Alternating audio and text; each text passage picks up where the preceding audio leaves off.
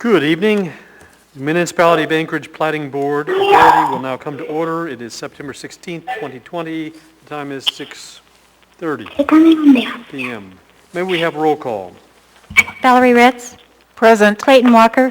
Present. Kevin Cross. Present. John Porter.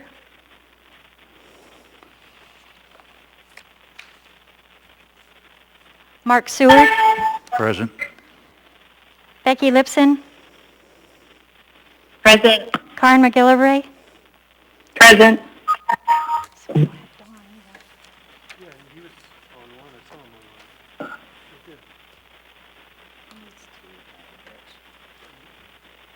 Don Porter, can you hear us? Don Porter is here. Present. Thank you. Present. First, I guess a message from the chair. Due to concerns over large gatherings amid COVID-19 outbreak, community members are strongly encouraged to provide testimony via email or by telephone. Because of the federal, state, and local health department guidelines and emergency measures, the assembly chambers are currently closed to the public.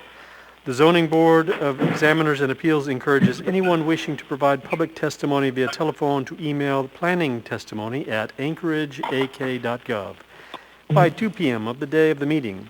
Please provide your name, phone number, and agenda item or number or title for which you wish to provide testimony.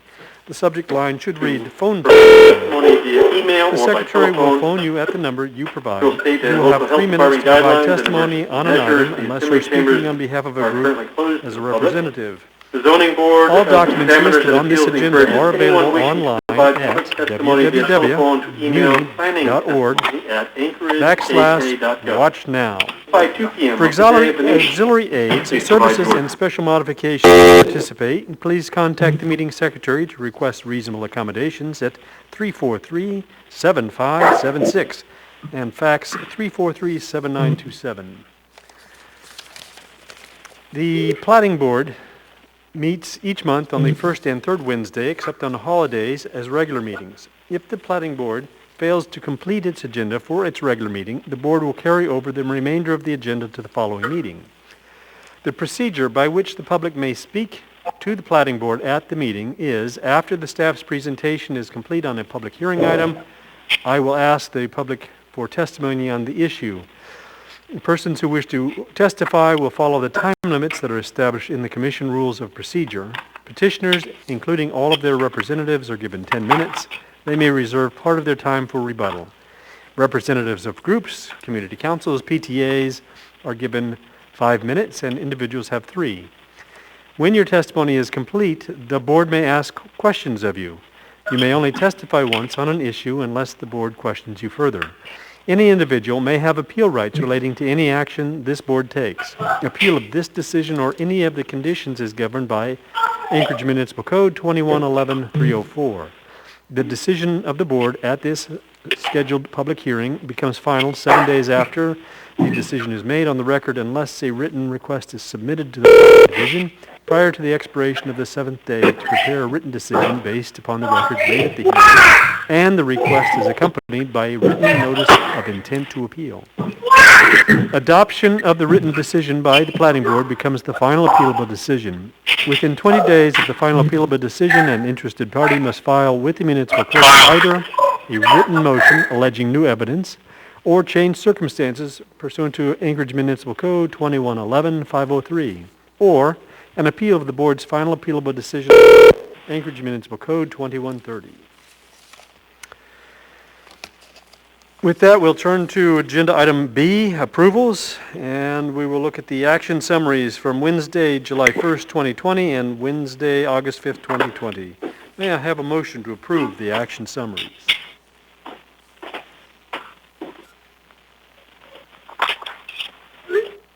Kevin Cross, would you like to state your motion? Yeah, just move to approve the action summaries. Thank you. And Valerie Ritz has seconded. Is there any opposition to the motion on the floor? Seeing no opposition, we'll call for the vote.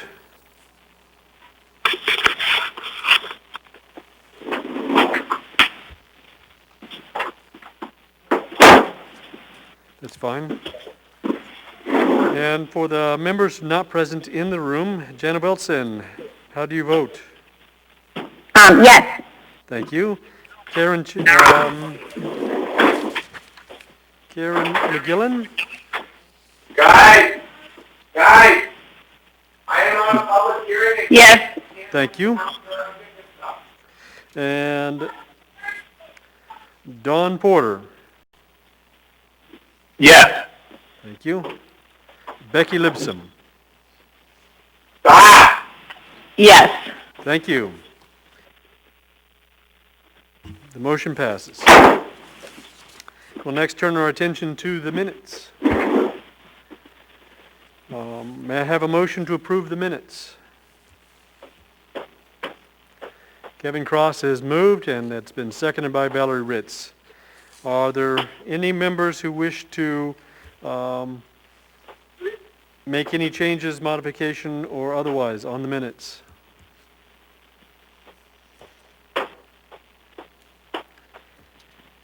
Hearing none. Is there any opposition to the motion on the floor?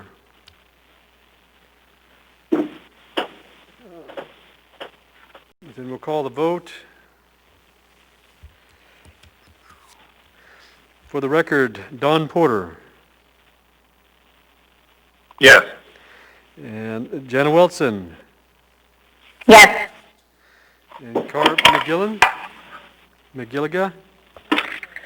McGillivray. Yes. Thank you. And Becky Lipsum. Yes. Thank you. And the motion passes. We'll now turn our attention to special order of business. Do we have any disclosures this evening? This is Karen McGillivray, and I have 2 disclosures for the evening. Thank you, Karen. You may have the floor. In the case of S12545 Canyon View Estates, I'll abstain from participating in the consent agenda as I was not yet seated on the board.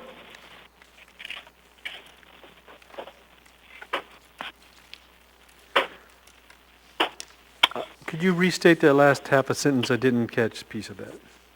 Yep, I will abstain from participating in the consent agenda as I was not yet seated on the board. Thank you. We'll take that as a disclosure. I don't think you need to be recused on that, as there is no conflict. Did you have any other disclosures? I did. I would like to declare a conflict in the case S12564. I personally know the Spinelli family. It would be difficult for me to remain impartial, and I'm requesting to be recused from participating. Thank you. May I have a motion directing Karen McGillivray to participate in case S12564? And Kevin Cross has moved, and Valerie Ritz is second. Kevin, would you like to speak to your motion?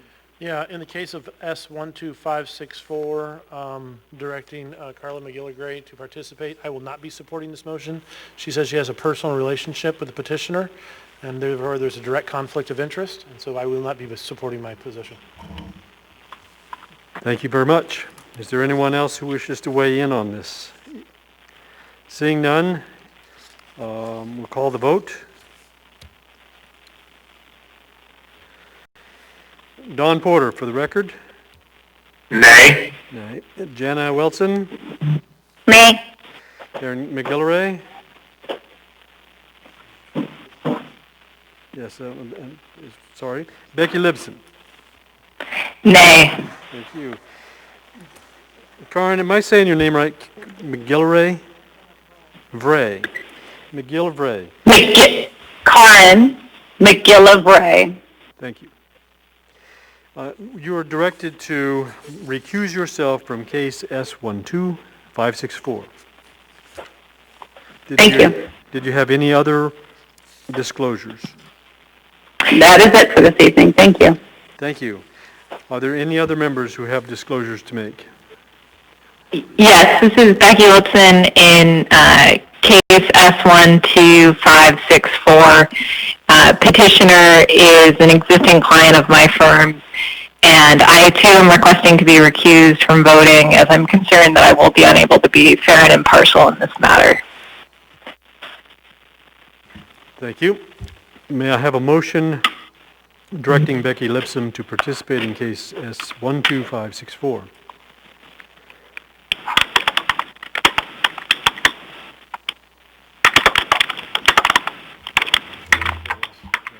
Kevin Cross, through the chair. In the case of 12564, I move that Becky Lipson participate. I will not be voting for this. She says that her attorney's firm has a direct conflict of interest with the petitioner. Thank you. Thank you. Are there any other board members who wish to participate in the... I guess I need a second. There we go. It's second. The motion has been seconded by Valerie Ritz, and we'll call the vote on that disclosure as well.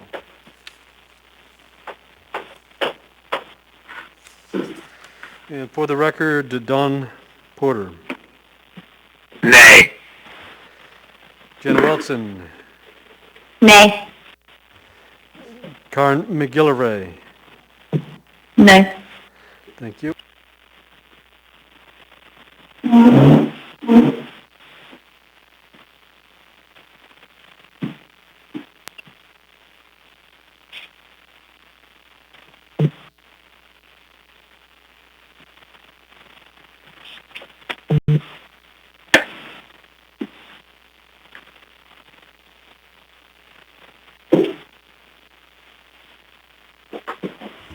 Are there any other disclosures?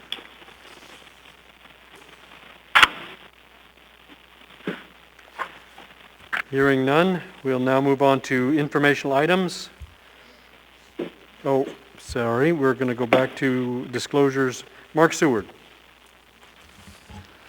In case S12545, I cannot vote on that as I was not in attendance at that meeting. Thank you. Thank you, Mark Seward. We'll make that as an informational item. Any other disclosures?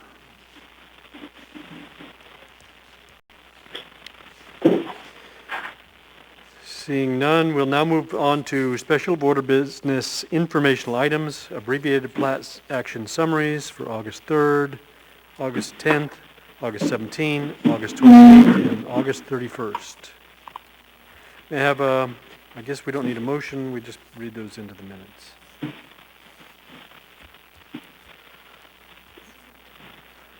Next, we'll turn our attention to the consent agenda. May I have a motion to approve the findings of facts in case S12545?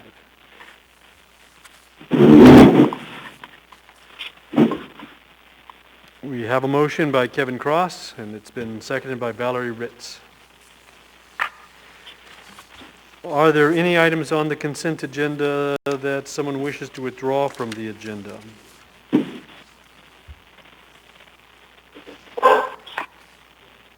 Seeing none, we'll call the vote on the motion on the floor.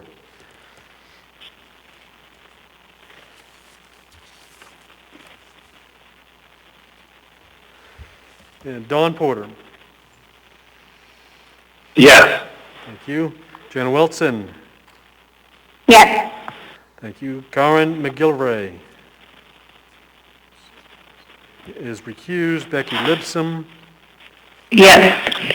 Thank you. And Mark Seward has abstained or recused.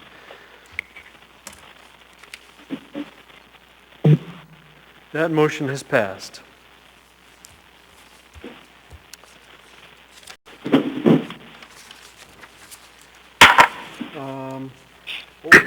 I'd like to request a motion to change the order of the agenda. Now, take up S12566 first because everyone on the board is will participate in that one, and then take the S12564 second because we can excuse the two board members that are going to be recused on that. Leave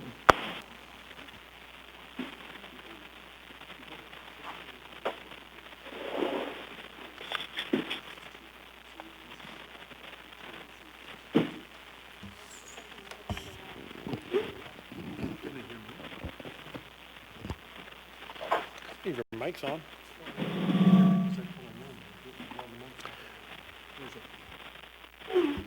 For those who are listening in and attending, we're dealing with some new software and some new audio equipment and new programs for conducting business remotely. So please bear with us as we plow through this learning curve. So I appreciate your patience. I just want to know, I just want to make sure that, and this is Kevin Cross speaking through the chair here. I'm here in person in the Lusac Library. Can everybody hear us clearly? I just want to make sure our audio levels and everything is coming through so that, communication being key in these proceedings. Through the chair, it sounds okay, but the chair is a little faint, and so I think that's what people are. It's kind of hard to hear the chair, but everybody else is pretty solid, I think. Through the chair, this is Don Porter.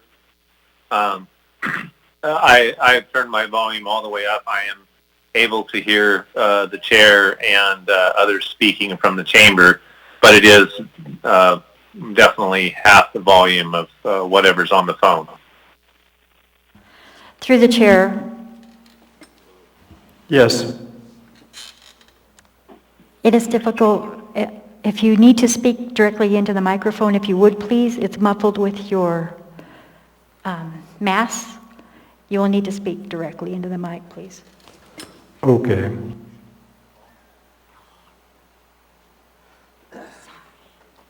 Sound check. Testing, 1, 2, 3. How's the sound level here?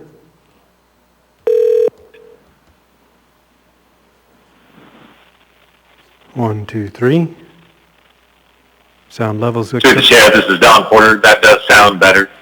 Thank you. May I have a motion as a point of order to change the order of the cases being taken so we can excuse the two board members who won't be participating in the Spinell Hall matter? Kevin Cross is I guess. Yep, through the chair, yes, Kevin Cross, I move to move case S12566 to the first case to be addressed for the reason that you've stated. Thank you.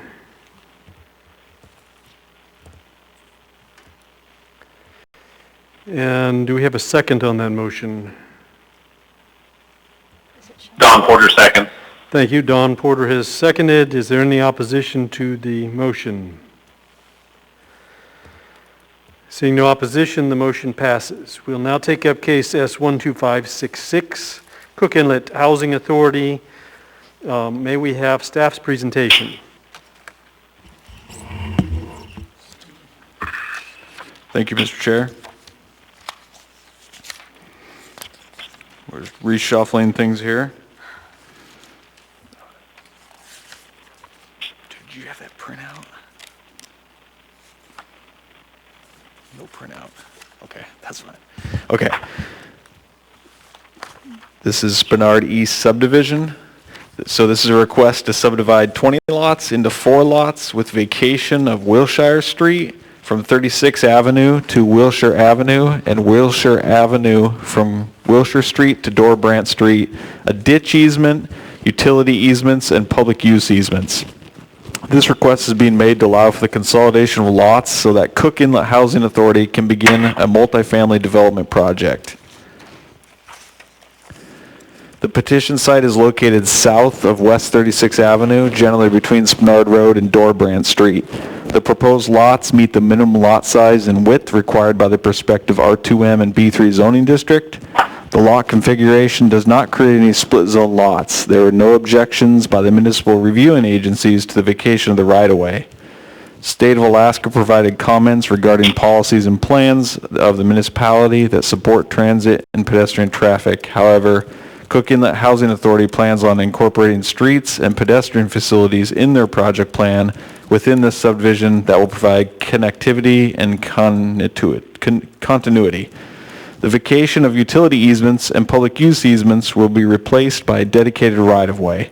Vacating the easements is necessary as the documented easements will still exist under the dedicated right-of-way, and vacation of the easements properly allows for the plat to reflect the dedicated right-of-way.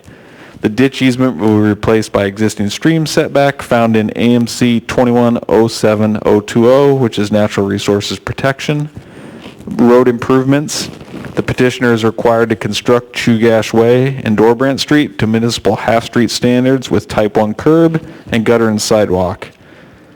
Vacation requests. The petitioner has requested vacation of a section of Wilshire Street from 36 to Wilshire Avenue and Wilshire Avenue from Wilshire Street to Dorbrandt Street. The proposed subdivision is going to incorporate the right-of-way into the lots, and the petitioner is also requesting 10 different public use easements, a ditch and utility found on page 6 and 7 of the staff packet, with a diagram of those easements found on page 13.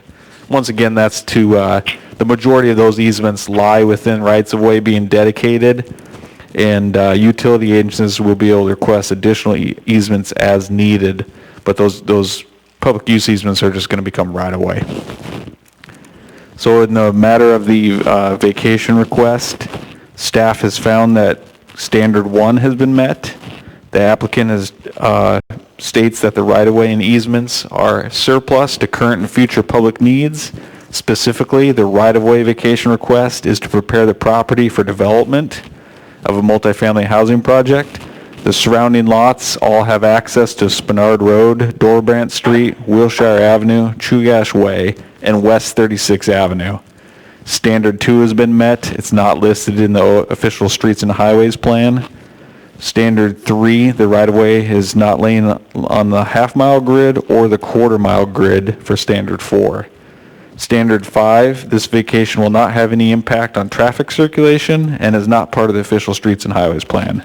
The applicant's redevelopment project will provide internal vehicle and pedestrian circulation to provide connectivity. Standard 6 has been met. The vacation will not result in realignment of any existing right-of-way and does not impact existing traffic circulation. The vacation of the utility and public easements lie in the area to be replaced with dedicated right-of-way. The 10-foot ditch easement is going to be replaced by the Natural Resources Protection section of Municipal Code. The vacations and platting action will have the effect of cleaning up and reconfiguring an area that is proposed for redevelopment.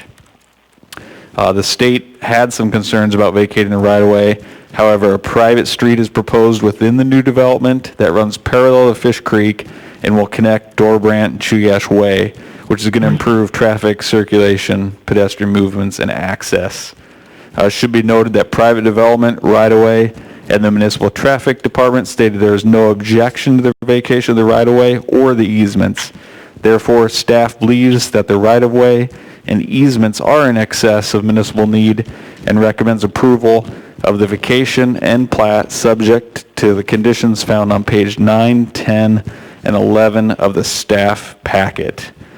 So just to kind of summarize, all the municipal agencies had no objection. All the streets and right-of-way, it should be noted in the area, are owned by MOA. None are by DOT. And this request does implement the comprehensive plan. Planning Department interprets the plan. The UDC has approved the major site plan review, and all driveway aisles and accesses have already been approved. So with that, I'll be happy to answer any questions, and we do have the petitioner's representative here as well. Hopefully everyone can hear okay. Thank you. Does the board have any questions for staff at this time?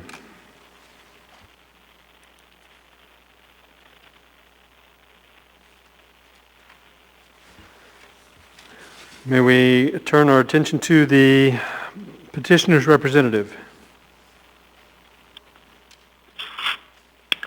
Hello, can you hear me? I can hear you. Who are we speaking with? All right, this is Tyler Robinson, R-O-B-I-N-S-O-N.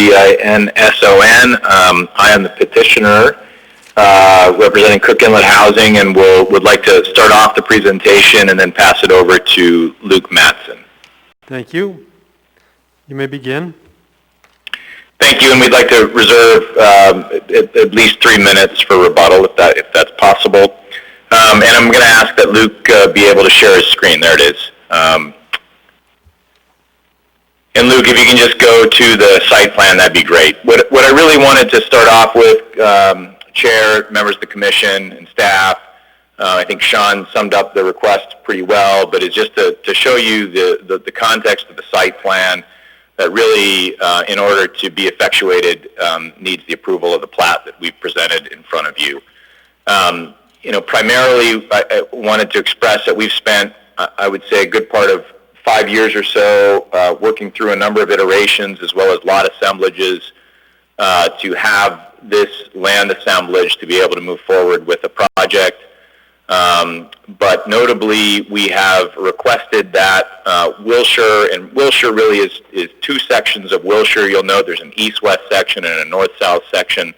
The reason why we've asked to vacate those is for several reasons. One is we'd like to move our structures away from the original creek bed that existed there. It is still stream setback, but the source of the creek is no longer in that creek. That said, the soils reflect that it was at one time a creek. So we've been able to shift then our second row of buildings, if you will, to the north. Second reason is it allows us to really preserve that green belt if in fact at some future point the city and the community are able to daylight that creek or just simply build a continuous green belt as is sort of promoted in some of our plans. And then finally, you can see from the private road that we've shifted to the south, if you will. We believe that connecting our 2 holdings, our B3 parcels and our R2M parcels, leads to better circulation on our own project, but also leads to some better connectivity in the neighborhood, particularly the neighborhood to the south, both pedestrian connectivity and vehicular. So sort of ironically, while we're vacating right away, we believe we're creating better conditions for circulation in the neighborhood. This, all told, would be an 86-unit development that we built over a couple of phases, and I'll turn over to Luke to sort of walk you through the platting action. Thank you. So yeah, this is Luke Matson, M-A-T-T-S-O-N. Thank you, Chair and members of the board, for your time and consideration. So like Tyler said, Cook Inlet Housing has been working on this project for a number of years now, and the site is located here between Spenard Road, 36th Avenue, Chugach Way, Dorbrandt Street on the east, and Fish Creek is running along the south of the lots. There's 20 lots here comprised of SAS Subdivision Addition 1, lots 1 through 13, Sloat Subdivision, lots 1 through 4, and 3 parcels with legal descriptions with township range and section. Wilshire Street is located right between the western B3 parcels, and Wilshire Avenue is separating the R2M parcels on the east side. For the proposed conditions on the plat, we're proposing to consolidate 4 parcels on the B3 parcels along Spenard Road and Chugach Way into one large parcel for development of multifamily and senior housing buildings. For lot 2 would be to consolidate Sloat Subdivisions lot 3 and 4, another B3 zoned parcel that is currently the location of Yummy Bakery, a commercial establishment. For lot 3 is the majority of the R2M zoned parcels, which are residential, and we are proposing to consolidate them into a large parcel to provide 36 units of townhome and apartment building style construction, with the remaining lot 4 kind of kept to the side for a future duplex or something similar to residential to mix in with the houses and residential area to the east. So in order to accomplish the site plan and the design that we have, we're proposing to dedicate the portions of right-of-way that is recommended in the staff report. So on Spenard Road, we're proposing a 5-foot right-of-way dedication along that Lot 1 with an additional 5-foot public use easement to match the condition on the west side of Spenard Road.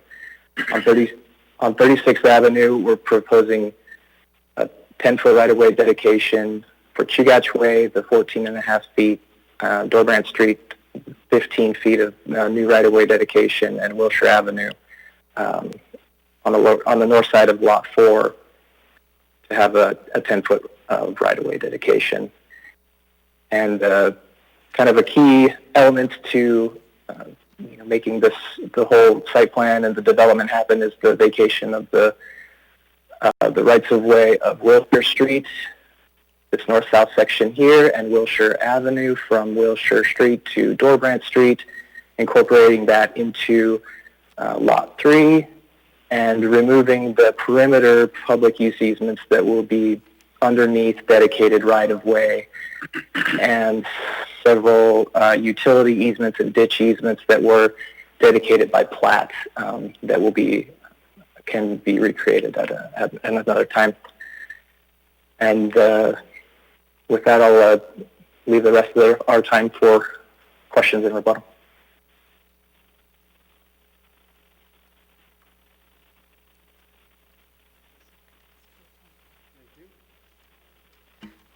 You have 4 minutes and 10 seconds for rebuttal. Does the board have any questions for the petitioner at this time?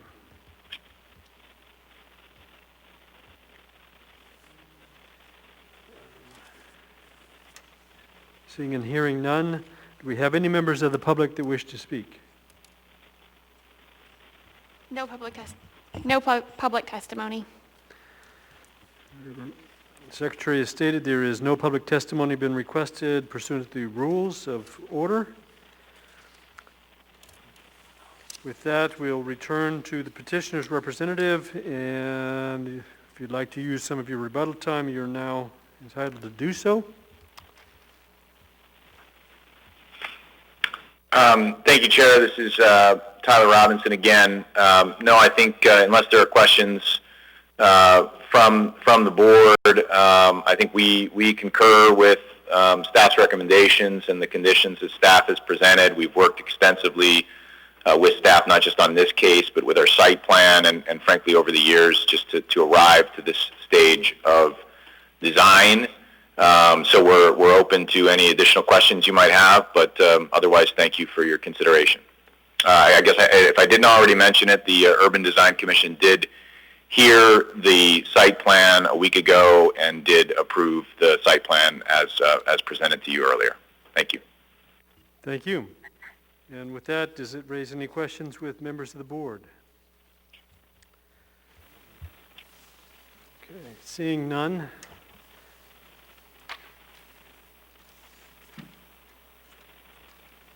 We will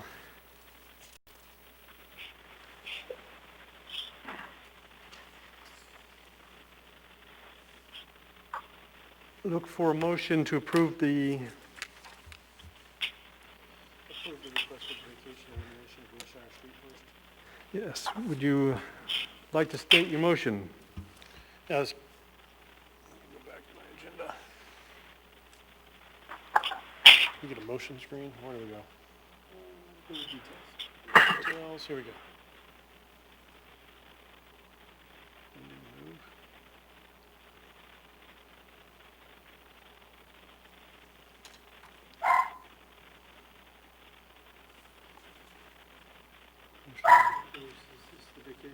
Yeah, I don't have that screen. Which screen are you? You're on current items.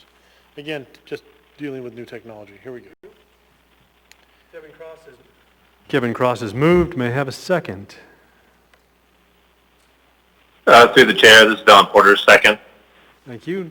I guess I got Mark We Seward can- who's already seconded here as you were Oh. speaking. So we have a second. And is there anyone, would you like to speak to your motion, Kevin? Yeah, I move to approve the request for the vacation elimination of Wilshire Street, 23.8 feet wide, from 36th Avenue of Wilshire Avenue and Wilshire Avenue 30 foot wide from Wilshire Street to Dorbrent Street.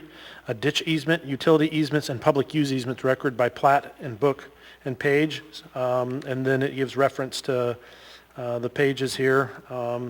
Notes items number 1, 2, 3, 4, 5, 6, 7, 8, 9, and I'll just continue 10 through 15, but subject to 1, which is recording a suitable plat within 24 months of approval and any approval time extensions. Thank you, Mr. Cross. Are there any additional findings that you would like to make with respect to the motion? I do. I just want to note that on pages 35 through 37, that is the Spenard Community Council meeting summary. There's actually some really good documentation. There were some excellent questions that were brought up by the Spenard Community Council, having to deal with everything from drainage to access concerns, sidewalk concerns, and the summary that's on page 38, basically through 3 pages of public testimony here in Spenard Community Council, is that many community members voiced their support for the project. We also see that in public testimony. We have 2 pieces of public testimony in support of this. So given the positive public support and the well-documented the 6 different items that they had to qualify for in order to get approval for the vacation, which are noted on pages 7, 8, and 9, I will be moving to approve. Thank you. Does the board have any additional findings they would like to make? Is there any opposition to the motion on the floor? Seeing and hearing no opposition, we'll call the vote. And for those members not present with us, Don Porter. Yes. Thank you. Jana Veltson. Yes. Karen McGillivray. Yes. Becky Lipsum. Yes. Thank you. And the motion has passed. We'll now take up the second motion in this matter. Kevin Cross, would you like to state your motion? Yes, before I do make a move to approve the plat for 24 months, subject B, I do want to note on the staff packet, pages 10 and 11, it does appear that there needs to be some numerical corrections. Looks like we have some repeating numbers. So we'll note that on page 10 of the staff packet, we have approval of plat subject to 1, 2, 3, and then 3 repeats itself. So starting at the second 3, I believe that the second 3 should be number 4, the second 4, and then a 4 should be 5, and then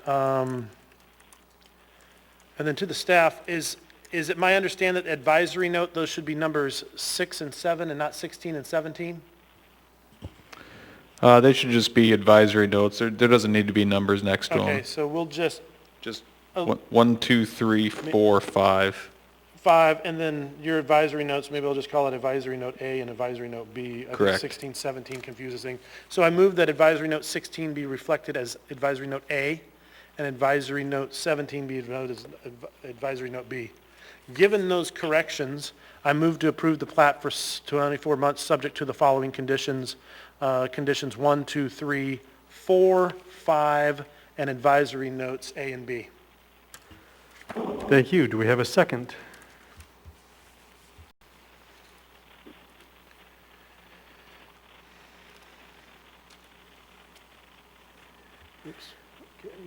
Don Porter will second.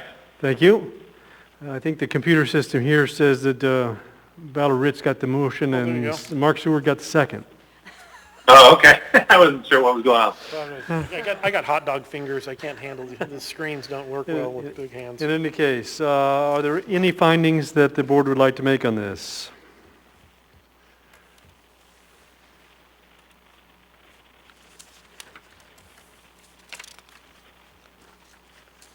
Kevin, would you like to speak to the motion? Sure. Again, I just want to reiterate, as far as the dedication of the right-of-ways, if we go back to the petitioner's presentation, that although, you know, although Westar, is that the name of the street? Forgive me. Westar Street is being eliminated. It actually is being proposed, although it's within the plot. And there it is. You got your 10 feet right away for West 36, dedication in the right of ways for Dorbrier and Wilshire and Chuyak Way. Also, again, just speaking to the public testimony that was available through the Spenard Community Council, that there was an outpour of public support for this project. Having been very familiar with this area, it's exciting to see this area get cleaned up and be turned into a useful residential development, of which it's long needed. So I'll be moving to support it. Thank you, Mr. Cross. Are there any other board members who wish to make findings? Hearing and seeing none, we'll call the vote. And for those not present, Don Porter. Yes. Jana Wilson. Karen McGillivray. Yes. And Becky Lipson. Yes. Thank you, and the motion has passed. At this point, we will now turn our attention to case S12564 and would now ask the two members, Karen McGillivray and Becky Lipson, to recuse themselves from this matter. And as that is the last matter on the table, you're free to leave at this time.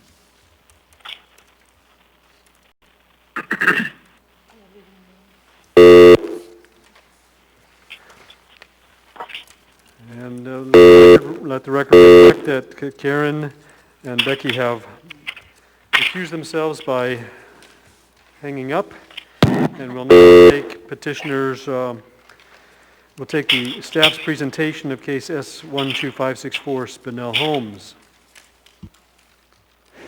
Thank you, Mr. Chair. This is Francis McLaughlin presenting for the Planning Department in the matter of case S12564 Ruby Estates. I'd like to point the board to 3 public comments were received on this case. 2 of them are in your packet on page 146, and there was a supplemental handout that was emailed to you of additional public written comment on this case. Thank you. Pardon me. This is a request to subdivide one tract into 21 lots with 2 variances. The first is from the requirement to provide type 1 vertical curb, and the second is from the requirement to dedicate a 10-foot wide pedestrian access easement between the cul-de-sac and Jewel Lake Road. In regards to the variances and the approval criteria for approving a variance, the department finds that approval criteria A is not met for either of the 2 variances. In regards to the type 1 vertical curb, there's no special circumstances affecting the property that make the requirement for vertical curb impractical, unreasonable, or undesirable to the public. Vertical curb fits the road design better than rolled curb for the new street and will help protect the sidewalk. In regards to the pathway, there are no conditions affecting the property that make the pedestrian access easement impractical, unreasonable, or undesirable to the public. The lot is not affected by steep slopes, streams, or wetlands. The subdivision will be served by public water and sewer. The topographical layout, size, and shape of the lots are similar in size as the surrounding neighborhood. Construction of a direct pedestrian pathway from the cul-de-sac to Jewel Lake Road is desirable to the general public. The applicant states that the grade would be 13%, which is a elevation change of 16 feet over a length of 120 feet. The pedestrian pathway is not required to be ADA accessible, but one of the 3 possible routes would be ADA accessible up until the connection with Jewel Lake Road. Approval criteria B, the department finds is not met for either variance. In regards to the type 1 vertical curb, the granting the variance would be detrimental to the public welfare. Type 1 vertical curb defines the border between vehicles and pedestrians. Vertical curb prevents vehicles from parking on sidewalks, which is a problem that was identified in the Anchorage Pedestrian Plan. The plan states the use of rolled curb construction also leads to problems because parked vehicles often encroach onto and block adjacent sidewalks. Vertical curb also defines driveway widths, which are not easily modified by homeowners. Maximum driveway widths are specified in the Title 21 site design standards. Wide driveways are a danger to pedestrians and reduce available snow storage areas. Rolled curbs make it easy for homeowners to widen driveways without a permit, which is very expensive for the homeowners to undo. In regards to the pathway, the granting of the variance from the pedestrian pathway requirement is detrimental to the public welfare. The walkability of the neighborhood will be diminished without a pedestrian connection to Jewel Lake Road. The walking distance will be approximately 1,100 feet longer via North Point Drive to the same spot on Jewel Lake Road for people living around the cul-de-sac. Approval criteria C, the department finds is not met. The intent in regards to the curb, the intent of the type 1 vertical curb is to increase pedestrian safety, prevent parking on the sidewalk, and to preserve space for snow storage. The granting the variance will nullify the intent and purpose of the subdivision regulation. In regards to the pathway, the granting the variance to not provide a pedestrian pathway will nullify the intent of the regulation and the comprehensive plan. The 2007 pedestrian plan states goals 1, 4, and 6 to create a safer, more walkable city, provide for pedestrian walkways and trail connections in all subdivisions, and to promote land use and site design that make walking convenient and enjoyable. In regards to the last variance standard, D, the department finds the standard is not met in regards to the type 1 vertical curb. The traffic engineering department, the private development division, and the non-motorized transportation coordinator provided comments recommending denial of the variance from type 1 vertical curb. Municipal agencies oppose the vertical curb with this subdivision. In regards to the pathway, the pedestrian access easement requirement is not an undue hardship on the subdivider. The pedestrian pathway is a significant benefit to the subdivision and to the rest of the neighborhood. So in summation, the department's recommending recommending denial of the variance from type 1 vertical curb in A on page 9 in your packet. Please draw a strike through the advisory notes. Those do not need to be added if the variance were to be approved. There was after the report was published, the department had further discussions with the subdivider, and those advisory notes seemed unnecessary. In regards to approval, in regards to B on page 9, the department's recommending denial of the variance from the requirement to dedicate a 10-foot wide pedestrian access right-of-way.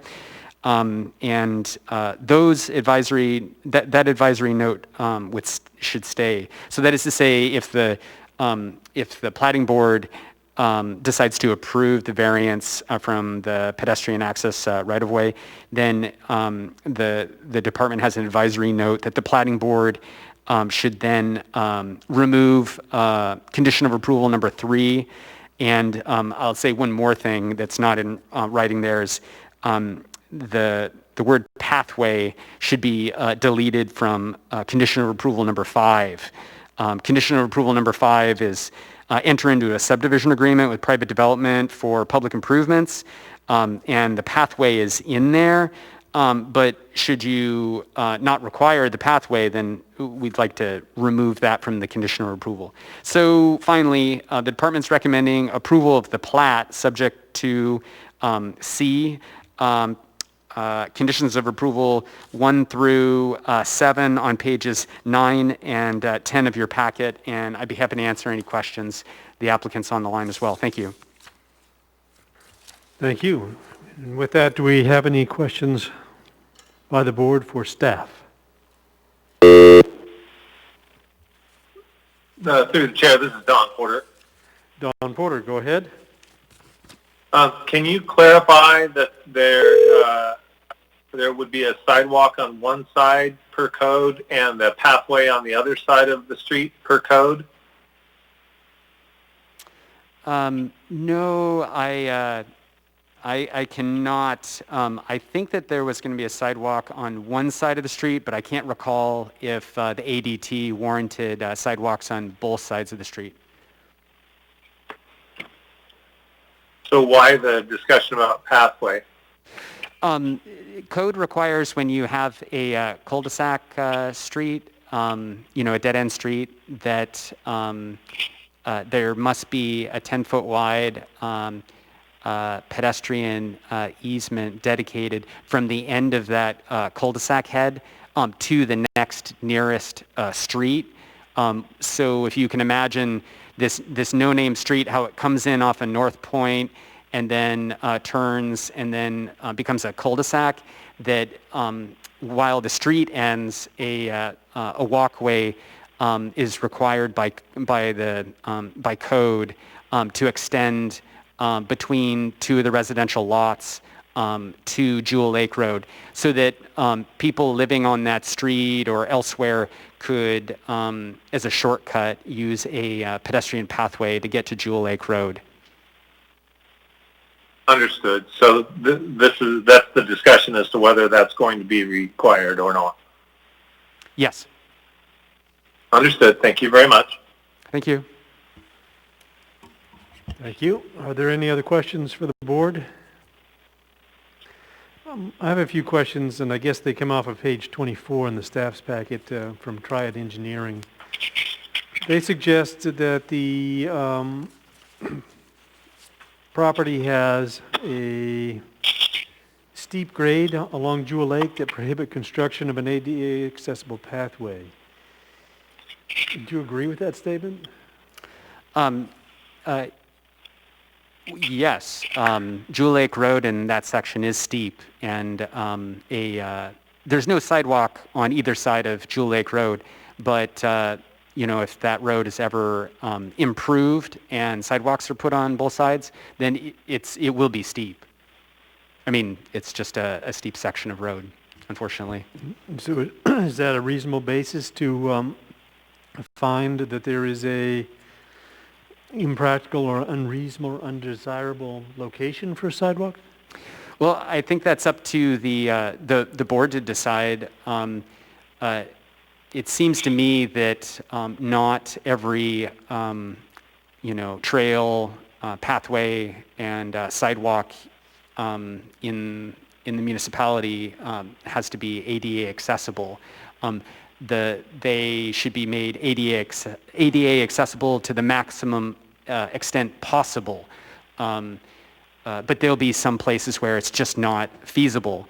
But it doesn't seem rational that you have no sidewalk at all just because it can't be ADA accessible. Where they can be provided, they should be.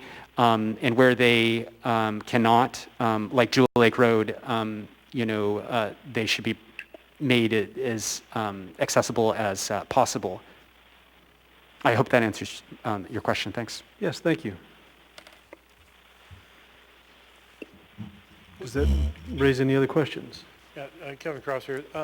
What is the grade of Jewel Lake Road? Did you say it was 13%? Do you know it's a... I don't recall. That might be a good question for the petitioner's representative. All right, I was just wondering what the grade was, because I think ADA requires, less than 10?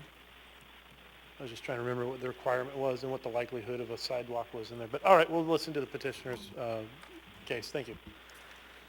Thank you. Does that raise any other questions from the board? Hearing none. Oh.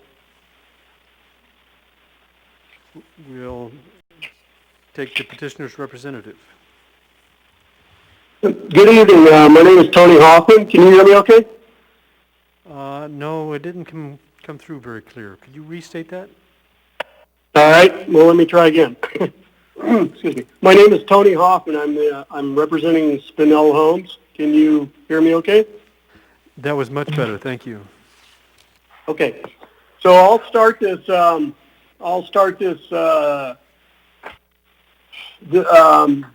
over our proposal and the subdivision with just an overview, the big picture. And I'm going to let Brandon Marcotte with Triad Engineering really speak to the grades on Jewel Lake Road and what we encountered when we looked at the design for the cul-de-sac and the pathway, and why we don't think it's a viable option, and why code doesn't really support a non-ADA compliance pathway.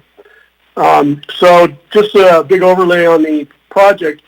It's, of course, we all know where it is. It's a wonderful piece of ground. We started looking at different designs when Andrea Spinell approached us about this, and we looked at a lot of options about where to kind of tie the subdivision into the existing roadways. And the logical option was Jewel Lake Road, of course. However, Jewel Lake Road varies from anywhere from 1% all the way to about 9%. Right there where we would make the connection at the middle of the property is about 6.5%. So it is a pretty steep road. And if you've ever driven down Jewel Lake Road to that in the winter and come down there when it's icy, it's kind of a hairy road. So we looked at another option where we landed on North Point Drive, where we bring that subdivision out, and the road design, we're actually at the crest of a hill, and it's a very good spot. There's a lot of good safe visibility. So that's why the design is what you're looking at. The grades, I'm going to let Brandon talk to, but he wrote a very strong variance request. We've talked about it quite a bit. If you look on his the numbers that he's actually kind of outlined on page 32, 33, and 31, it's a pretty compelling case, I believe, and he can explain why code doesn't really support it. It's not just Title 21. It leads back to the DCM and then back into the trail plan or the trail guidelines. So with that, I think it's a pretty straightforward R1 subdivision. The lots vary from 6,000 to 12,000 square feet. It's a good mixture of lots that actually allow for a lot of different home styles, price points, and I think it's real suitable for the area. So with that, I think we're going to hold the rest of our time for any questions you have later, and we'll leave it at that for now. Thank you. Looks like you have 7 minutes and 39 seconds for rebuttal. Do we have any questions for the petitioner's representative?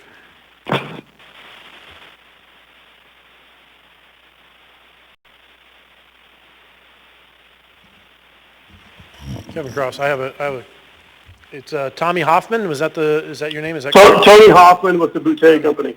Thank you, Tony.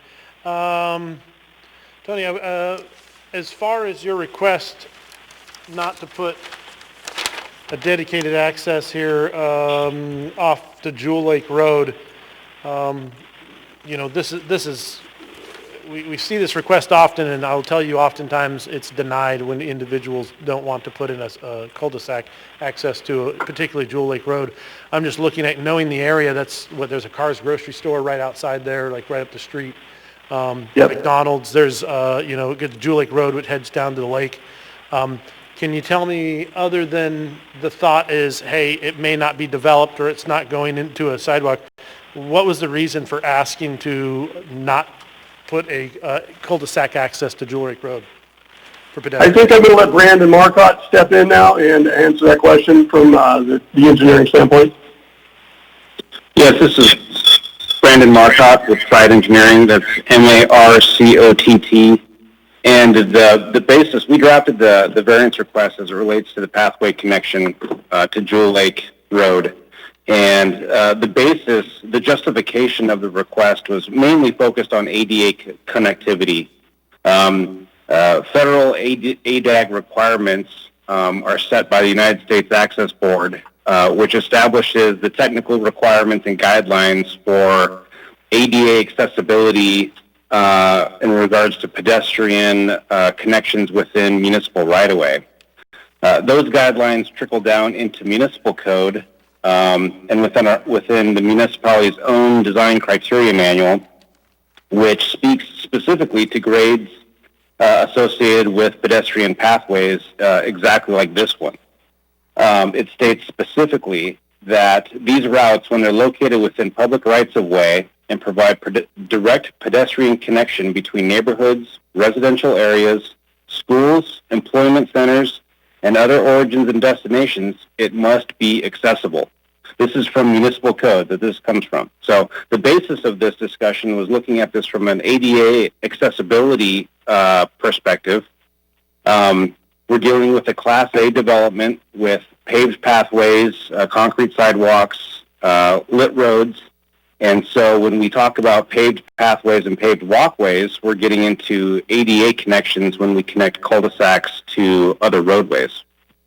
So if you look at page 32 and 33 of your packet, you'll see three options that were reviewed as far as accessibility is concerned. Two of these three options have running grades over 12%. And the third option has grades at Jewel Lake Road at 9.3%. There's many factors that go into ADA design, two of which that were analyzed here are running slope and cross slope when you enter an existing roadway. So running slopes are generally required to be less than 5% in maximum grade, and landing grades when you encounter another roadway, such as Jewel Lake Road, have to be less than 2% in all directions. So out of all three of these available options, all of them are vastly over the minimum requirements that are established by federal regulations. So when we hear language in the advisory comments to say meet ADA standards to the maximum extent possible, we're not talking about cross slopes of 3% or maybe a running slope of, say, 6.5%, where we're just over the maximums. We're talking about running slopes of 12 to 13%, which is more than double the maximum established grades by federal code, as well as cross slopes of 9.3%, which is well over the maximums established by code that are 2%. So as far as ADA connection goes, the design team believes it's not only a federal requirement, but it's a municipal requirement as stated in their own code. If we wanted to put a pin in that argument and set that aside, looking at this from a safety perspective, I don't think any pathway in the 12 to 13% grade or a pathway that pushes pedestrians out into a strip paved road at a 9.3% road grade is safe in any sense of the term. If you look at page 5 of your packet, there's bullet points provided by the non-motorized transportation coordinator. Goal number 1 is create a safer, more walkable city that will encourage winter pedestrian activity and make walking a safer and more attractive activity. Out of all three of these options, I can't think of any one of them that meets that goal in any capacity. So as far as ADA goes, it doesn't meet any form of ADA requirements, not even close. We're not even talking about to the maximum extent possible. We are way over the limits established by code. And then if you back it down to just pure safety, we're not there either. I don't think it's wise to be directing people down 12 to 13% slopes in the middle of winter and or pushing people out onto strip paved roads, collector roads that are upwards of 9.3, 9.5%. It's just poor design and does not take safety in consideration whatsoever. Thank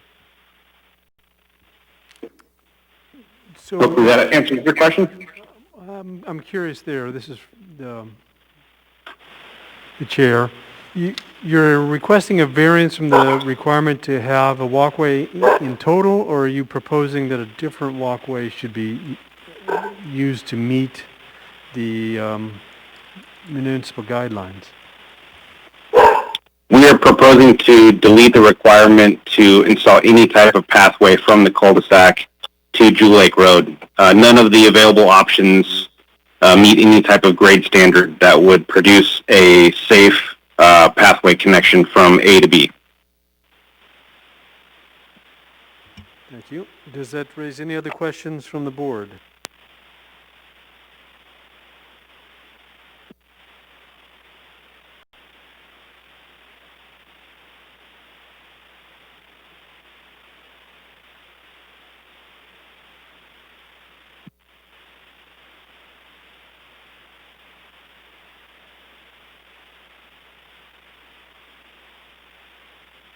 Are there any board members who wish to inquire from the petitioner regarding the selection of curb types?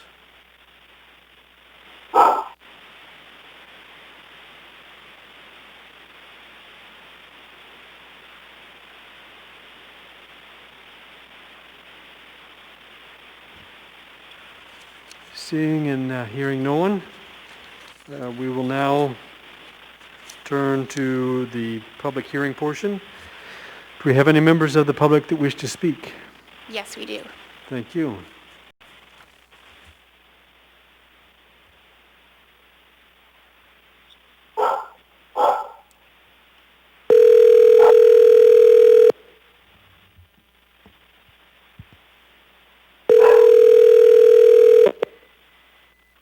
Hello? Hi, is this Frederick? Yeah, it is. This is the Platting Board calling for your public testimony on case S12564. Okay. Are you calling as an individual or a representative of a group? Individual. Okay, you'll have 3 minutes to provide your public testimony. If you could state your name for the record, you can begin. Okay.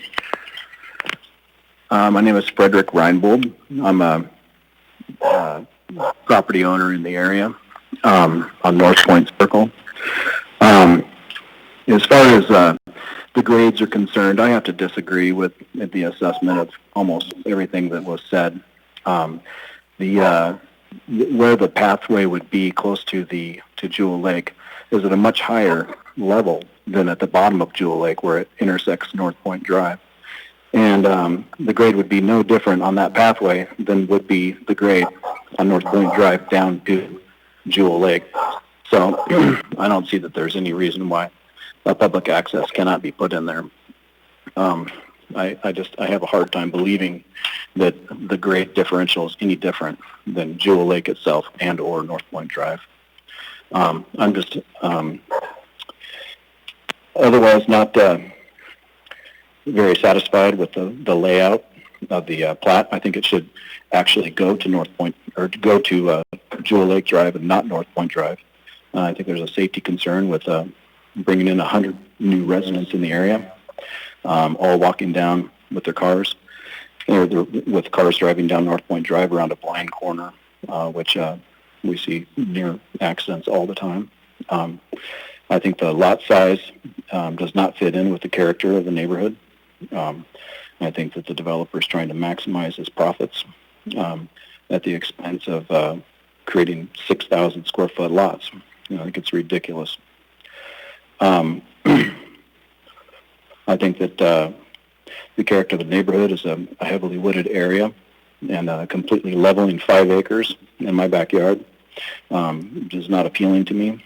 I think that there should be some kind of requirement for a green belt along North Point Drive so that it would not completely destroy the character of this neighborhood. And eliminating any kind of pedestrian access from the end of their proposed cul-de-sac to Jewel Lake would result in a significant amount of increased traffic down North Point Drive, which I think would pose a significant safety concern. And if anybody just goes out there and walks around, stands at the bottom of Jewel Lake at Point Drive, you can see that the grade is no different looking to the west or to the east on North Point Drive up to their level where they're planning on having their access, as opposed to walking up Jewel Lake halfway through the lot and then looking up. It's the exact same grade. So I have to completely disagree with their assessment of grade. Other than that, that's about all I can say. And once again, this is Frederick Reinbold. Appreciate it. Thank you, Mr. Reinbold, and you're out of time. Do we have any questions for Frederick Reinbold?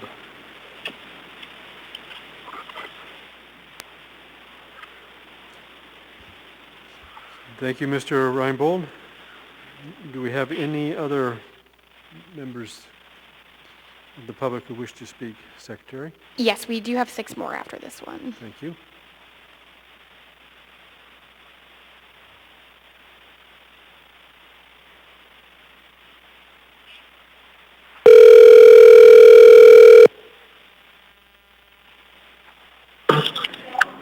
This is Jerry Kim.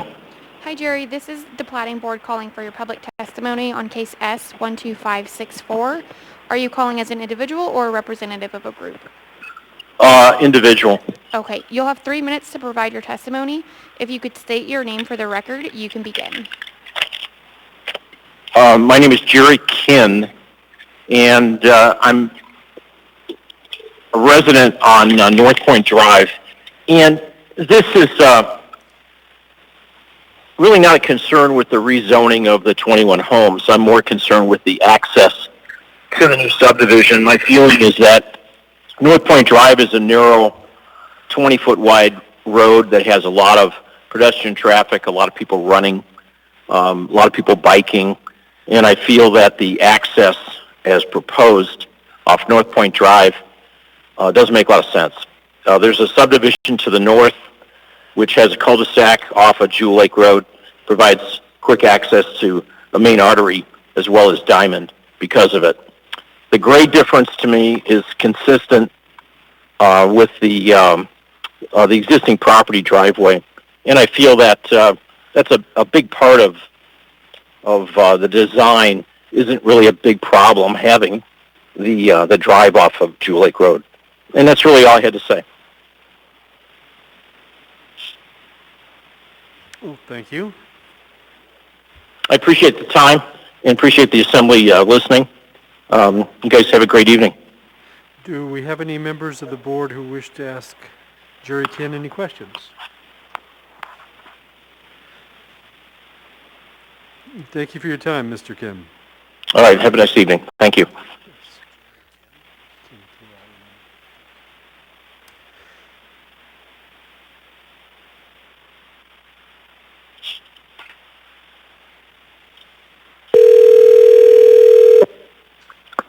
Hello? Hi, is this Scott Jepson? Yes, it is. This is the Platting Board calling for your public testimony on case S12564. Are you calling as an individual or a representative of a group? Individual. Okay, you'll have 3 minutes to provide your testimony. If you could please state your name for the record, you can begin. My name is Scott Jepson. I'm a property owner in the area of the subdivision. My concern lies primarily with the access. The developer has plans to provide access from North Point Drive. North Point Drive is lined with single-family homes on quarter-acre lots. I'm concerned that increased traffic during construction and afterwards will change the character of the neighborhood and increase the risk of traffic accidents, especially with regard to pedestrians. The lot is currently accessed via driveway off of Jewel Lake Road. To minimize the short and long-term impacts of the existing neighborhood, the residents in the area have asked Spinell Homes to change the access point to align with the existing driveway. We've been told they can't do that because of municipal regulations. I have several requests to the Planning Board. First, can you confirm that municipal regulations prohibit moving the access point from the existing location on Jewel Lake Driveway, on Jewel Lake Drive? There are other locations on Jewel Lake. If the grade is too steep, right there at Jewel Lake, there are other locations down Jewel Lake which are essentially flat. I would ask that the board take a look at other places along Jewel Lake that might provide access to the subdivision rather than North Point Drive. Second, if the board determines that we can't have permitted access off of Jewel Lake Road, I would ask that the board directs Pinell Homes to access the location off of Jewel Lake during the civil work phase of the project. This will likely be the period when most of the heavy traffic will occur, and accessing Jewel Lake Road during the civil work phase would significantly reduce the impact of the neighborhood. I've also been listening to the conversation with some interest about sidewalks on Jewel Lake Road. I've biked and walked along Jewel Lake Road. There are many places on Jewel Lake Road where the sidewalks are not ADA accessible.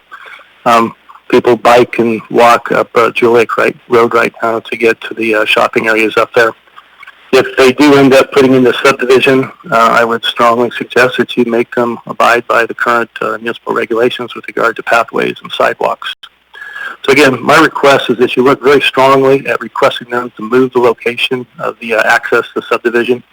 North Point Drive, as others have described, is an area that has a lot of pedestrian traffic, both children riding bicycles and walkers and runners. The most logical location for this subdivision is off of Jewel Lake Drive, and I firmly believe that they can find a location on Jewel Lake Road that is going to meet municipal regulations. So I'll be happy to take any questions, and thank you for listening tonight. Thank you.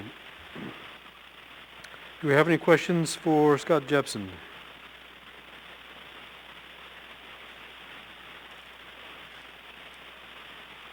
Seeing and hearing none. Thank you, Mr. Jepson. Okay, thank you. We'll now turn to our next person.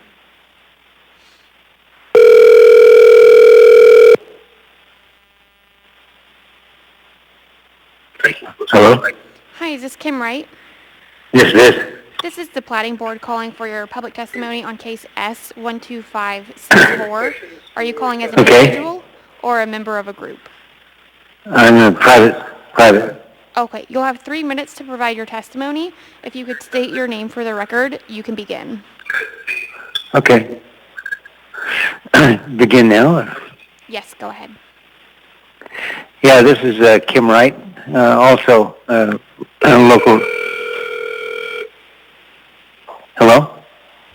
Yes, we can hear you fine. Thank you. Okay.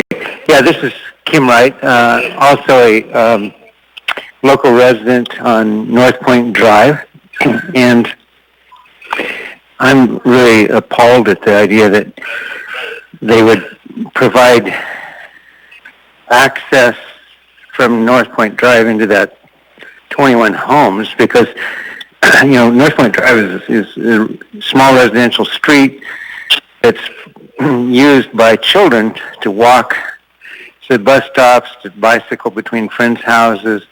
A lot of elderly people are walking along the street, and clearly Jewel Lake would be far superior for locating access. I haven't heard anybody discuss the fact that they could easily contour a road from the northwest corner of that property. They could start the access at the northwest corner of the property and provide a contour road into the property. It seems so disingenuous to me that they could build developments up on the hillside, Providence Point, all those areas up there that are so much steeper. And I just think this is the developer's vehicle to try to maximize profits, why they want to place the access and disturb our neighborhood is greatly, and endanger all the walkers, all the bicycles that go by that street on North Point. Clearly, Jewel Lake is where the access should be placed. Also, that's a heavily treed lot, and it would really be much more attractive if we could have a requirement that a certain amount of setback of trees be preserved, green belt along the edges of that property to preserve the nature of the property that's been there for so many generations. If you have any other questions, please let me know. Thank you, sir. Do we have any questions for Kim Wright?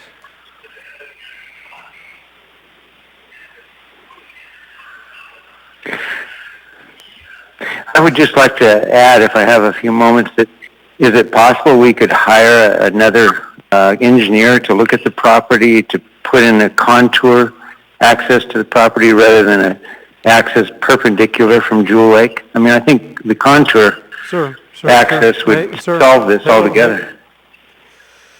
Sir? Yeah? Yeah, you had finished speaking, and so we were asking whether we had any questions for you. It doesn't look like we do. I do appreciate your participation this evening. And we'll now move on to our next caller. Thank you. Thank you.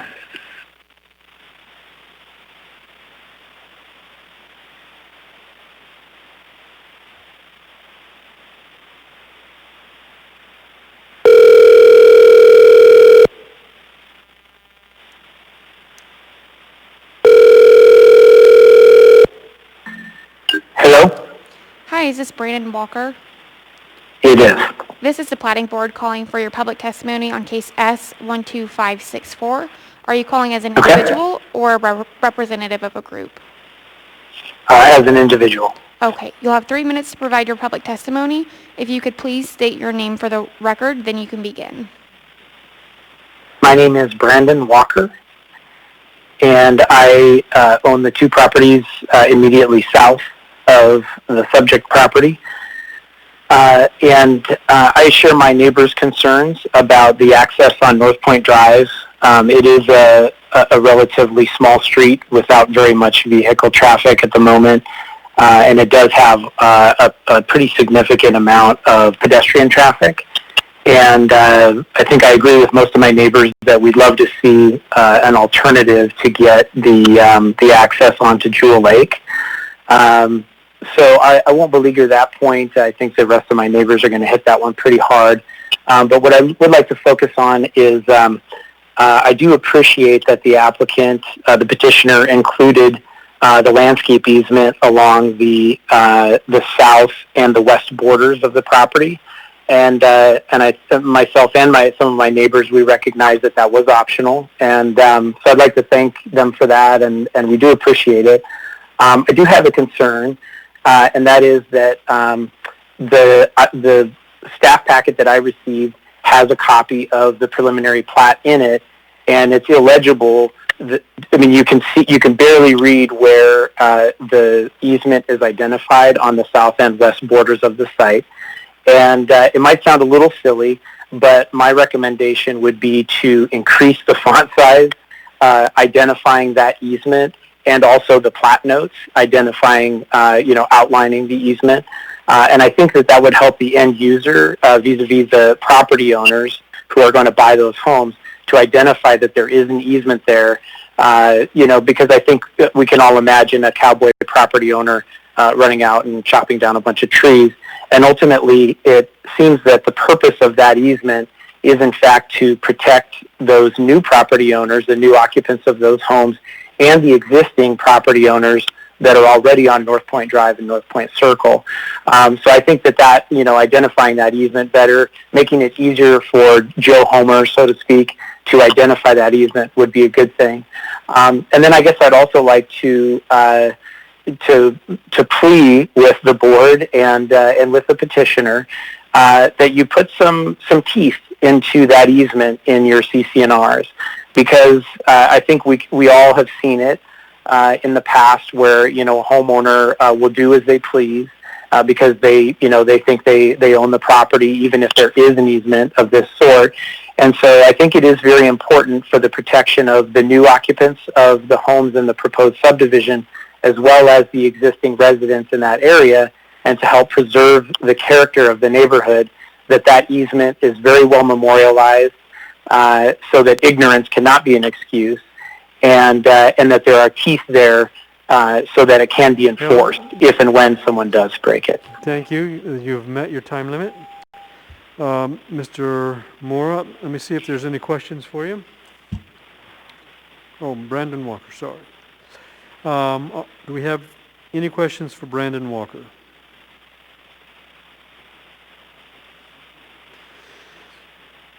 Thank you, Mr. Walker.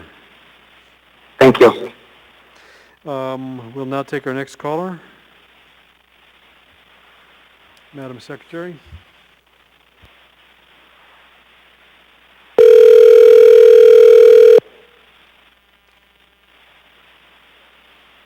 Any questions, Brandon Walker?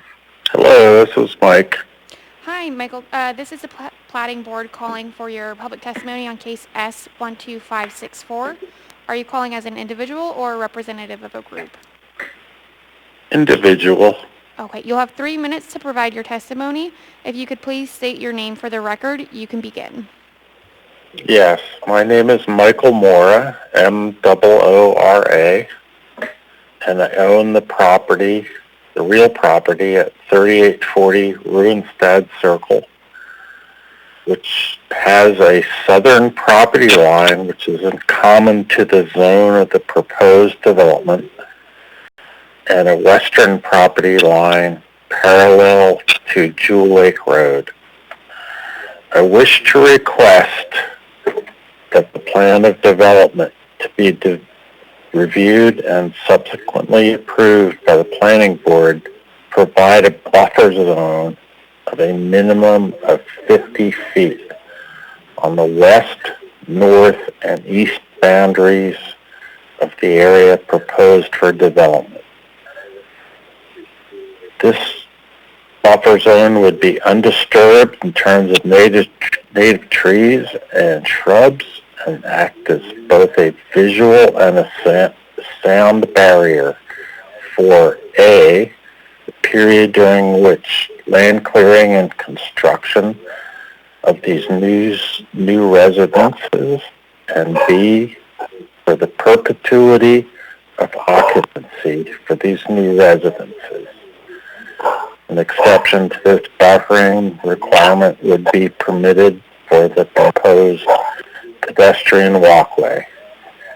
Such a buffer zone would have benefits not only for the occupants of existing adjacent residences, but also the occupants of proposed new residences. And I thank you for the opportunity to testify in this matter. Thank you. Do we have any questions? I have a question. Kevin Cross here. Go ahead, Mr. Cross. Mr. Michael Mora. Did you say that your property is on Ruinstead Circle? I'm just trying to get an idea of where you're located again. I'm directly north of the proposed development. Okay, so you're directly north. And you're requesting a 50-foot buffer? Yes. Okay, well, they've got a 10-foot buffer. Are you offering to extend that buffer into your lot any? Like if you split it 25-25? Interesting question. Yes. So you're willing to propose. I guess the other issue, you would need agreement from all your neighbors also to run that down, I guess, down the entire length of it. See if everybody's willing to get a 50-foot buffer. But I appreciate it. Thank you.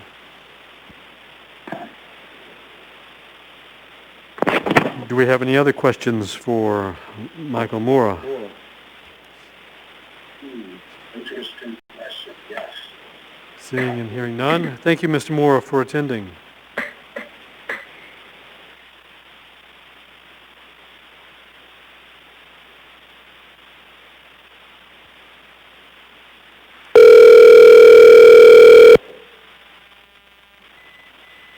Hello, this is Jody. Hi, Jody. This is the Platting Board calling for your public testimony on case S12564. Are you calling as an individual or a representative of a group? Individual. Okay, you'll have 3 minutes to provide your testimony. If you could please state your name for the record, you can begin. My name is Jody Williams, and I express the same concern as my neighbors Scott Jepson, Brendan Walker, and Kim Wright, requesting that the access to the subdivision be off of Jewel Lake. I agree with Kim Wright's suggestion for the contour access. And for the exact reasons that they've expressed, and I won't parrot them, but for a residential neighborhood and the safety of our residents, from children to elderly, that use this road each and every day throughout the day, it's a safer access.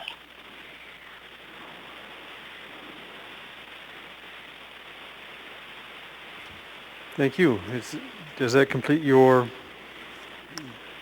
time, ma'am? Yes, all my concerns have been stated, and I won't repeat what my neighbors have said. I agree with them fully, and just would really like to emphasize that the access should be off of Jewel Lake. Thank you. Do we have any questions from staff, from the board for Jody Oyen?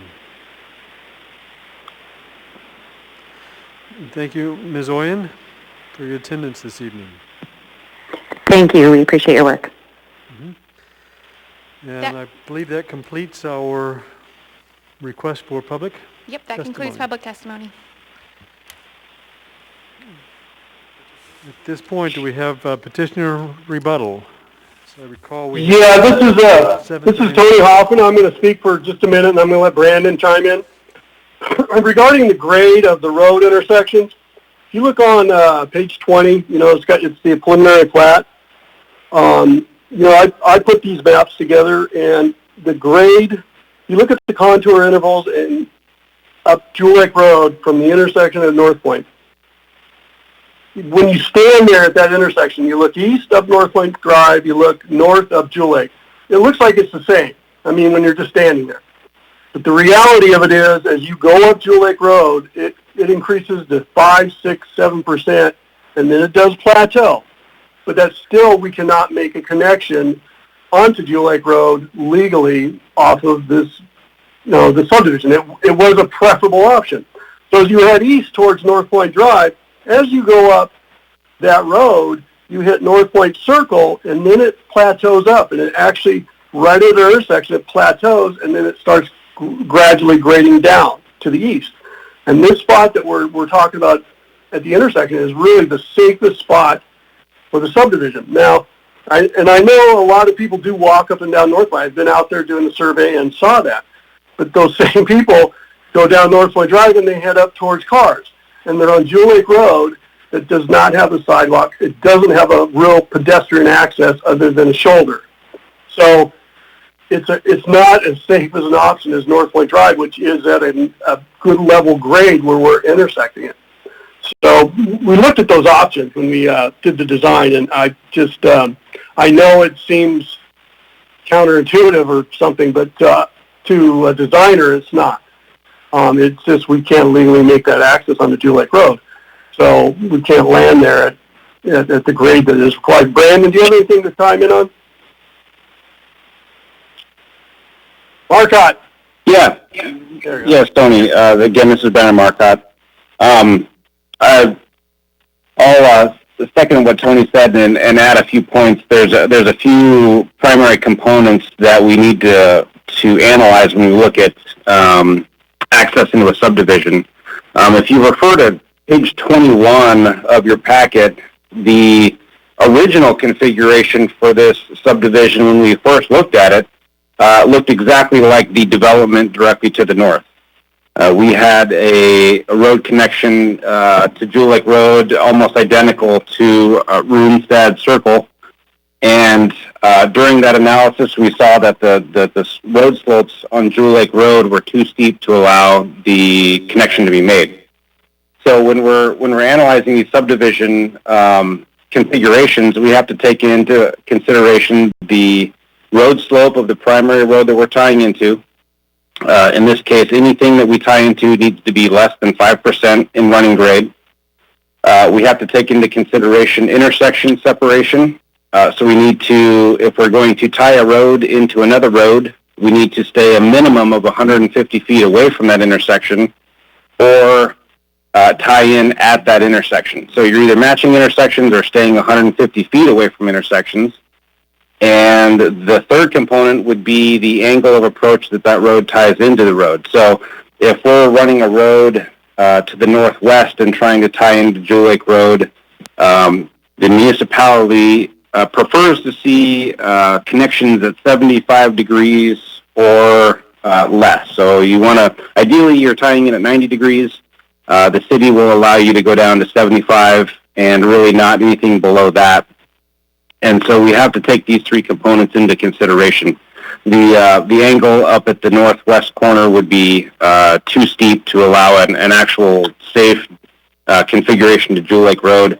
And not only that, but the road slope at that location's over 9%, which doesn't meet any code requirement for connectivity. So there's a number of factors that come into play here. One of the primary ones being the road slope of the connecting road. And Jewel Lake's steep. It's steep in this area. The summary on the pathway discussion on page 33 summarizes the grade of Jewel Lake at the three locations, at the northwest, the middle, and down at the intersection with North Point Drive. So we're going from north to south. We're looking at 9.3% grades to almost 7% grades down to flat grades. So the connection on Jewel Lake Road was looked at originally and was pretty quickly dismissed as not possible in order to meet a myriad of different code requirements.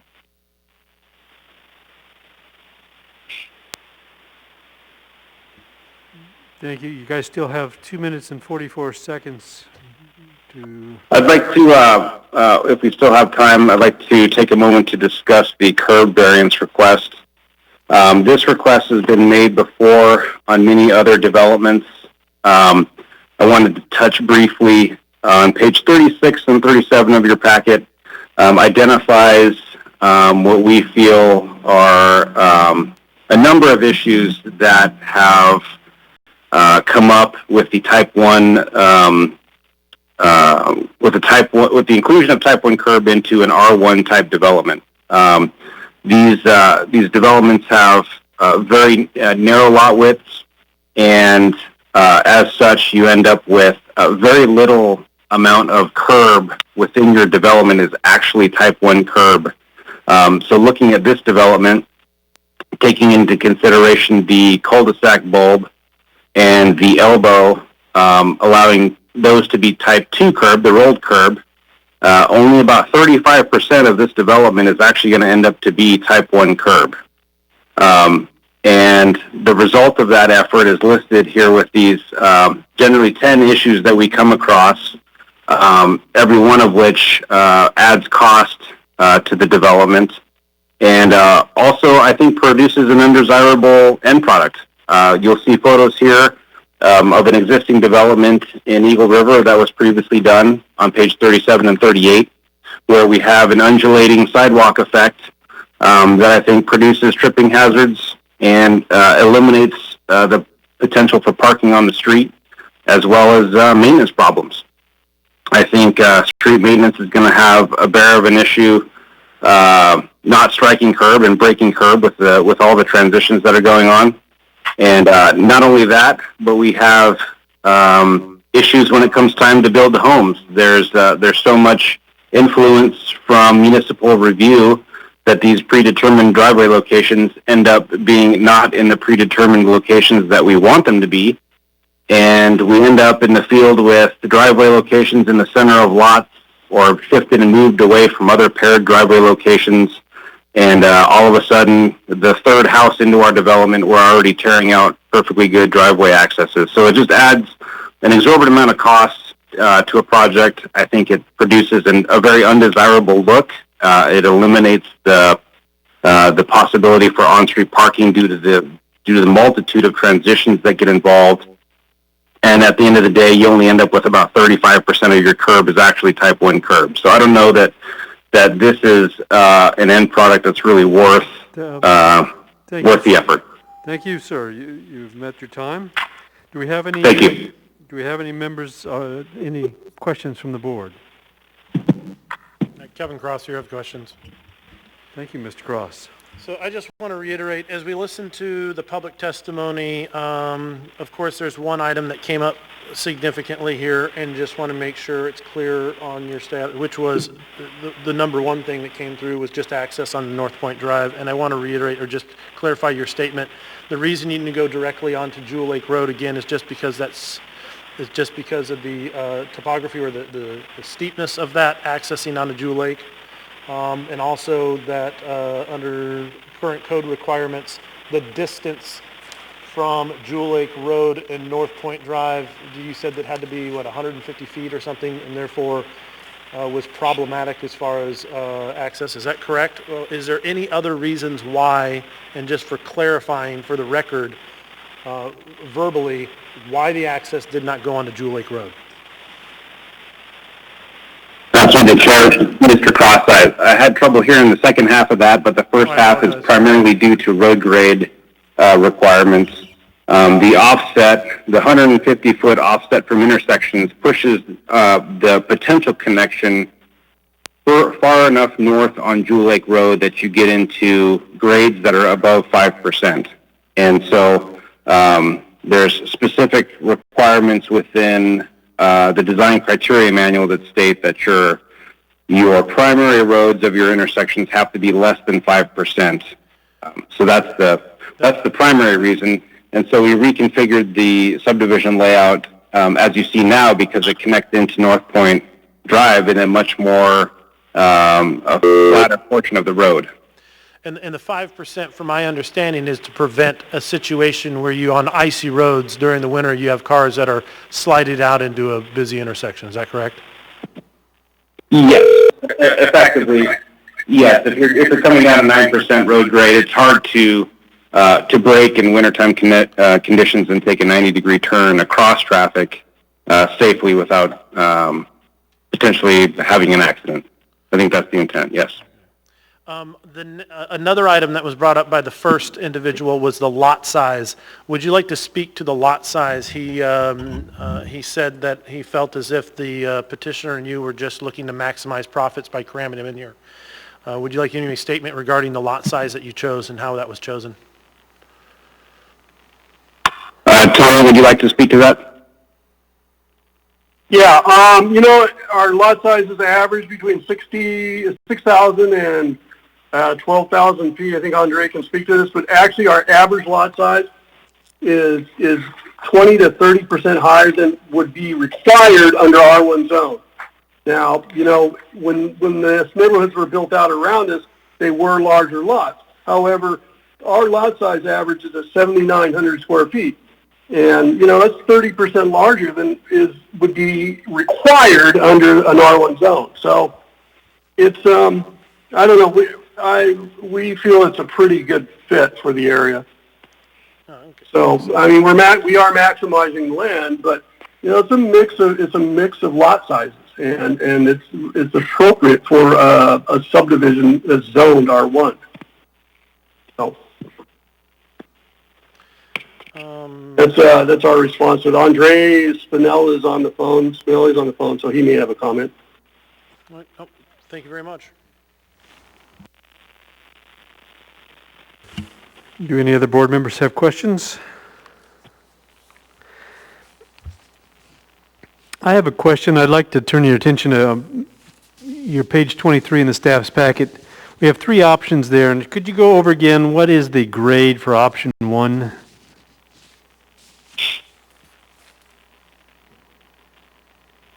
Was that page 33? It's 23 on my staff's packet. There's a picture with three options in red, option 1, option 2, option 3. It's page 32 and 33, Brandon, in ours. Okay. Okay, thank you. Yes, I could summarize briefly. The roadway connection at Jewel Lake Road for option 1. Jewel Lake Road has a 9.3% running slope on that road. The pathway connection itself is rather flat, as some of the public has mentioned. It's in the plus or minus 1% range. So elevations are pretty comparable between Jewel Lake Road and the proposed cul-de-sac connection. However, the running slope of Jewel Lake Road is very steep at 9.3%. Option 2, the roadway connection at Jewel Lake Road is approximately 6.7%, which is again above ADA accessible guidelines. The running slope from the connection at Jewel Lake Road to the cul-de-sac is in the neighborhood of 13%. And then for option 3 has the only available connection to Jewel Lake Road in an ADA capacity. However, the running slope up to the cul-de-sac is again in the neighborhood of 12%. We additionally looked at even lot 1617 as an option, just to think outside the box a little bit, and even that connection shows a 12% running slope from North Point Drive up to the cul-de-sac.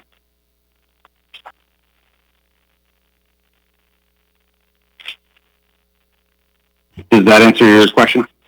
No, that answered at least the first step of the question. The second step is it your opinion that the roads that we're having there on Jewel Lake doesn't meet ADA standards?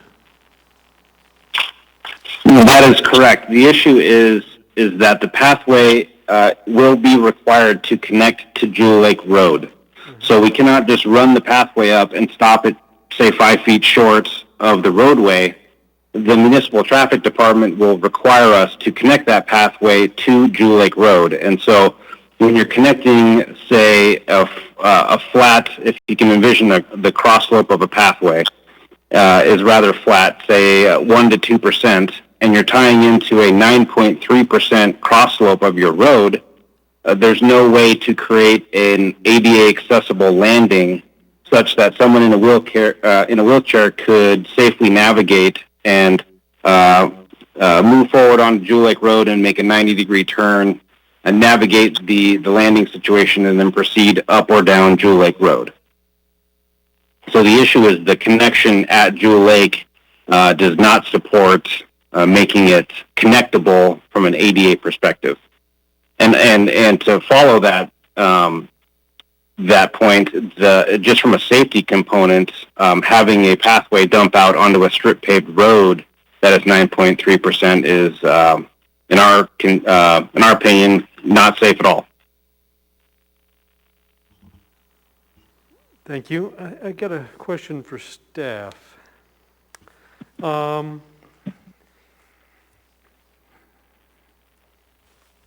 What's staff's position with respect to the requirement that the pathway needs to be constructed, but the landing won't meet the building requirements? Well, the department would say that that Jewel Lake Road, this is a steep section of Jewel Lake Road, and there is no sidewalk on either side of Jewel Lake Road presently, but that's not to say that there won't be one day. There's a pretty good chance that there'll be a sidewalk on both sides of this neighborhood collector street because of its road classification and importance as a sort of a feeder road to the neighborhood. There very likely will be a sidewalk one day. Will it be ADA accessible? Probably not, because as Mr. Marcotte said, that there's steep grades on that section. But I would just say that the department is aware, and municipal agencies are aware that of the grades and also the federal requirement for ADA accessibility. And if you read the federal regulations, R302.5.4, it says that compliance with R302.5.1 and R302.5.2, when it's not practical to meet ADA accessible grades, then it should be designed to the maximum extent possible. So we would just say that, we're just expecting that the pathway design to be made to the maximum extent possible. And we're not saying that it has to be ADA accessible. If you read the traffic department's comment on page 130 of your packet, the traffic engineer says pedestrian trails are not required to be fully compliant with ADA standards, but should be designed to meet the requirements to the maximum extent possible. That option that you talk about has got a 1% grade up until it reaches Jewel Lake Road. So it is ADA accessible until you reach Jewel Lake Road. And then the private development Subdivision states on page 134 that pathway grades within the pedestrian easement are not required to meet ADA accessible requirements. So, they're arguing that it can't be made ADA accessible, but, we're not saying that it has to be. Thank you. Back to the petitioner. As between option 1 and 2, which would be your preference if you were required to put it in?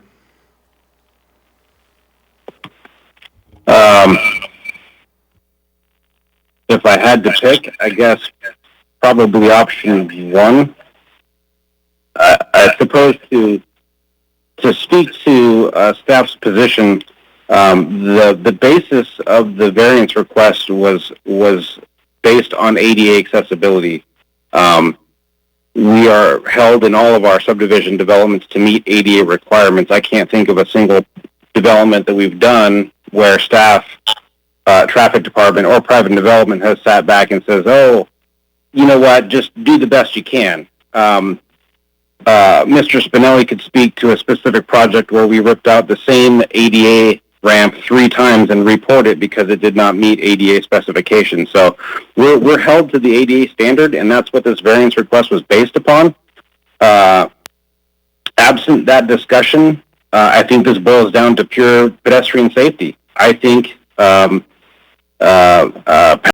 pathway grades in the 12 to 13% are not safe for winter conditions, especially when we're talking about children using these pathways to get up to the cars' intersections, and then dumping pedestrians out on a 9.3% road grade with no existing pedestrian facilities is also just bad design. I think it's not safe.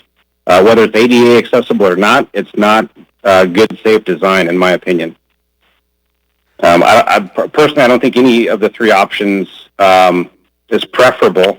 I think we could try to figure out something with one, but the 9.3% connection at Jewel Lake is, I just don't see how that's going to work.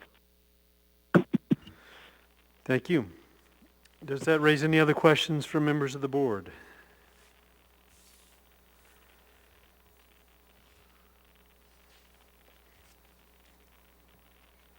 Seeing and hearing none, I appreciate your presentation and the extra answers. We will now close the public hearing and the matter rests with the board.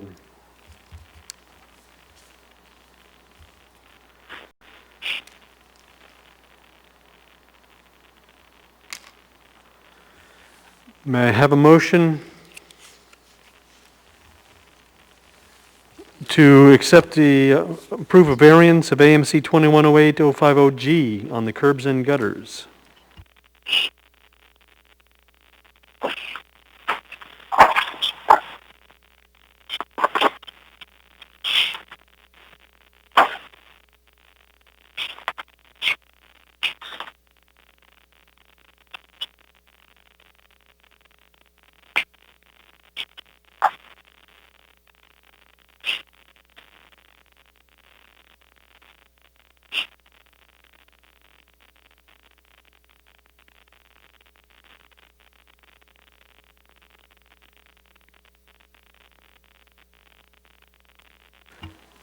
Kevin Cross has moved.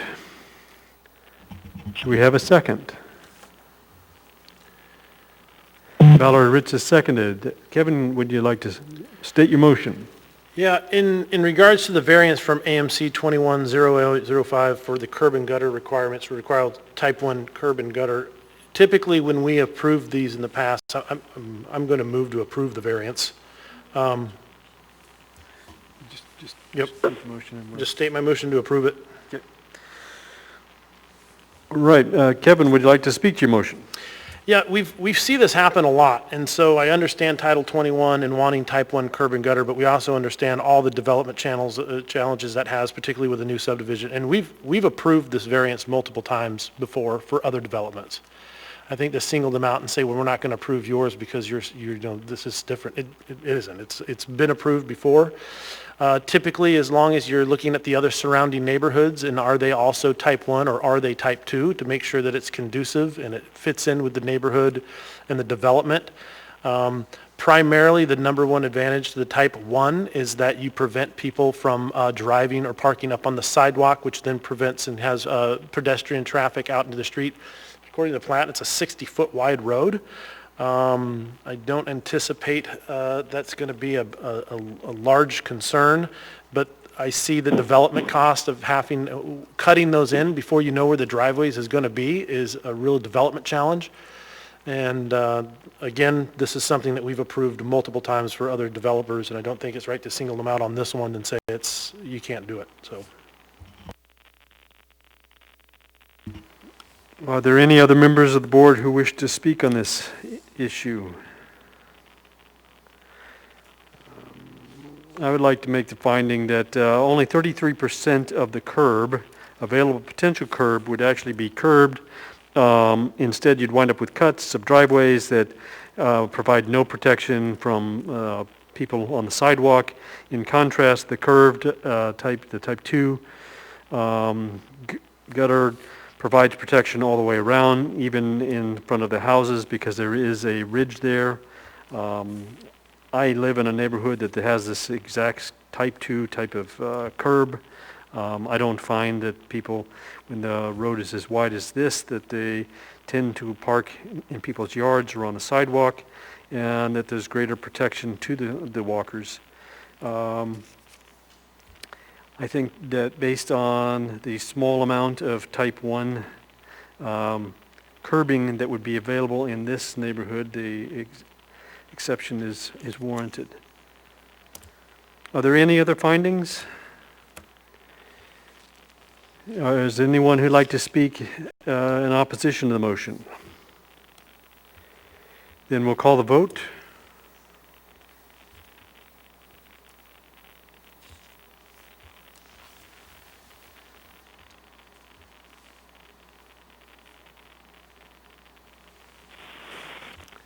And I need to, I guess, for the people not... We have the three conditions here. Yeah. The people not present. Don Porter. Approved. Thank you. Jana Wilson. Approved. And Karen McGilray and Becky Lipsum are recused. Through the chair, the advisory notes, since we approved, you had mentioned, through the chair, is there... Yeah, strike does this those. affect You the just advisory ignore notes those. there? Draw a line through them, yeah. All right, thank They you. don't need to be adhered to. Thank you. And next, we'd like to have a motion to approve a variance. The motion was passed.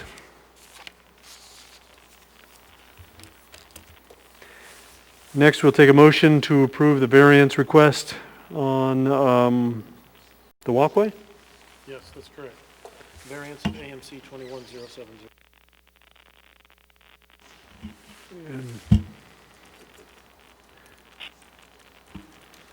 Kevin, you may go ahead and state your motion.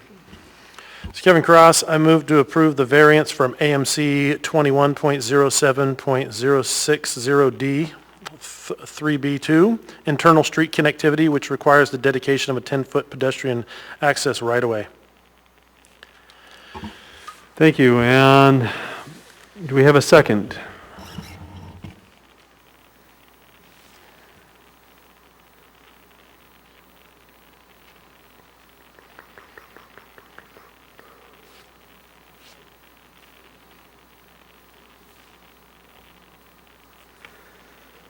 Mark Seward has seconded the motion. Kevin, would you like to speak to your motion? Yeah, this one's a struggle for me. I mean, I'm still 80-20 moving to approve it. I understand the struggle that the petitioner is having because basically they're asking to put a sledding hill into a road that has no sidewalk. They're saying it's a safety hazard, and I've seen this before where they say, hey, go ahead and develop it. You go put it in, but you don't have to build it to the standards, but you still have to. And I want to tell you a little story. Before I got into my previous career, I was a special hazard fire protection contractor, And we used to ask for variances in order to not to have to put sprinkler systems above swimming pools. But if you go into any swimming pool in the state of Alaska, you will notice that although the building is built out of concrete, steel, and is a giant pool of water, there is a fire sprinkler system above it. It is the most asinine expensive money I've ever seen, and we kept trying to get variances, and when we go to plat approval, they'd say, well, we give it to you, and then they wouldn't. And it would be a ridiculous amount of money because the federal requirement says that you must 100% have fire sprinkler systems in any government or state building. No exceptions, even if it's a giant pool of water. So I see this as kind of being one of those things where, hey, build it, but we won't ask you to build it to ADA, but then you'll never get that requirement. I mean, if we're talking about a 13% grade, we're talking about a sledding hill onto a street with no sidewalk, but one day we'll build a sidewalk. So I guess I'm conflicted with that, and so I'm leaning towards voting for the variance. Thank you. This is Don Porter. When I'd like a request to speak when you get a chance. Don, you have the floor. ADA requirements, one of the things that I'm aware of is that the road the pedestrian pathway facility is required to follow the road grade. That is part of the design process when designing a road. And so the discussion of a facility not meeting ADA, when they build a facility along Jewel Lake Road, it will meet ADA because it will follow the road grade and it will meet code. And so they've already shown that their option 1 is a nice flat deal, and then eventually it will peel out onto Jewel Lake. Well, at that point in time, it's pretty obvious that everybody's walking on Jewel Lake without a pedestrian facility. And so they don't have to design an ADA connection to the roadway itself. They have to put a pad in the Jewel Lake right-of-way that is ADA right at the connection. And discussion with MOA traffic, I'm sure that they could come up with an amenable solution of having some sort of landing area next to the road that has an appropriate connection to Jewel Lake as it stands now, if they were to work with MOA traffic and all the rest. So I think that the discussion of ADA is a bit of a red herring in this point, because there are lots of roads and lots of topographies that don't meet ADA. And by the way, ADA pathways can be up to 10% in grade and still be considered ADA. There are a lot of ways to design this. So I don't think that we should be saying, yeah, you can't meet ADA, so don't put a pathway connectivity in. Pathway connectivity for pedestrians seems to be highly valued, not only by the municipality, but by the people that use them, and they come out all the time in other hearings and rail against the developers trying to get rid of these connectivity pathways. And so I myself will be voting against the waiver to deny the variance, because I believe they should provide the pathway connectivity, and if and when Jewel Lake gets built, they will build a facility next to it, and they will work in the pathway connection that gets built by the developer. So I guess that's where I'm going with that. If anybody has any questions about that, I could certainly provide more detail. Thank you, Mr. Porter.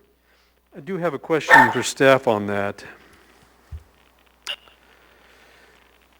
Do we need to provide direction with respect to which of the three options, or do we only need to not grant the variance and leave them to figure out what they're going to do between their options?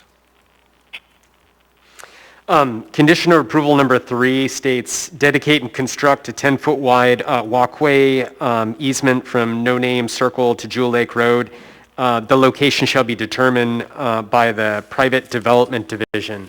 So Greg Soleil, the head of private development, would, So we can leave them the flexibility, we don't need to nail them down to one, yeah, that's 2, or right. 3. Great. I think what, in practicality, what would happen is the applicant would, with their subdivision agreement, would propose the location, the best location that they see for the trail, and then private development would work with them on that at a design level. Thank you. Through the chair, I also have one other comment when available. You have the floor, Mr. Porter. The option under their table where they say the grade of the proposed pathway, that's somewhat spurious, I think, in that they haven't set the proposed grades of the roadway. Nobody here has seen any proposed grade of the roadway, and they will change dramatically once you actually put the circle in. So showing a 13 or 12% grade is probably not what is going to end up because it's going to be required to meet the road within the cul-de-sac, and I haven't seen anything that provides the elevation of the cul-de-sac roadway where it would be connecting. So maybe it is, maybe that's true, I don't really know, but I'm not seeing that data in front of me. Thank you, Mr. Porter. Mr. Porter, would you find that a landing at 9.3% would be acceptable with respect to ADA and development? I would submit that they would put a landing within the right-of-way at a grade that would meet the road that would be acceptable at that point. Thank you. Does that raise any other findings that any other members would like to make?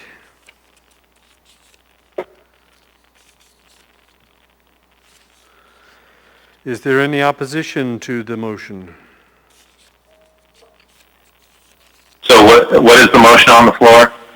The motion is to grant the variance, and the opposition is, I think you were speaking in opposition to the motion. You would not grant the variance.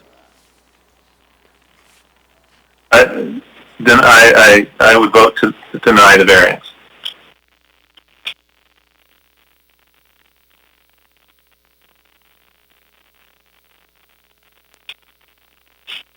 Jana, were you wanting to speak?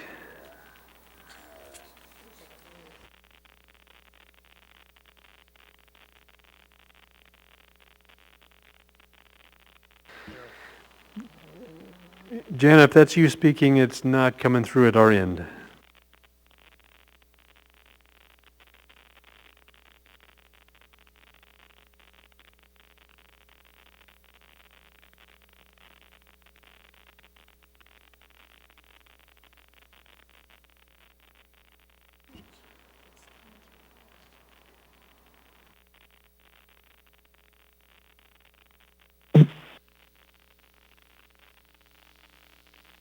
She just texted in. I don't know if you guys are seeing that yet.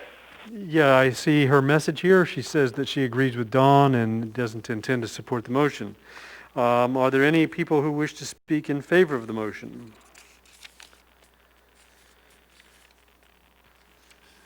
In that case, we will go ahead and call the vote.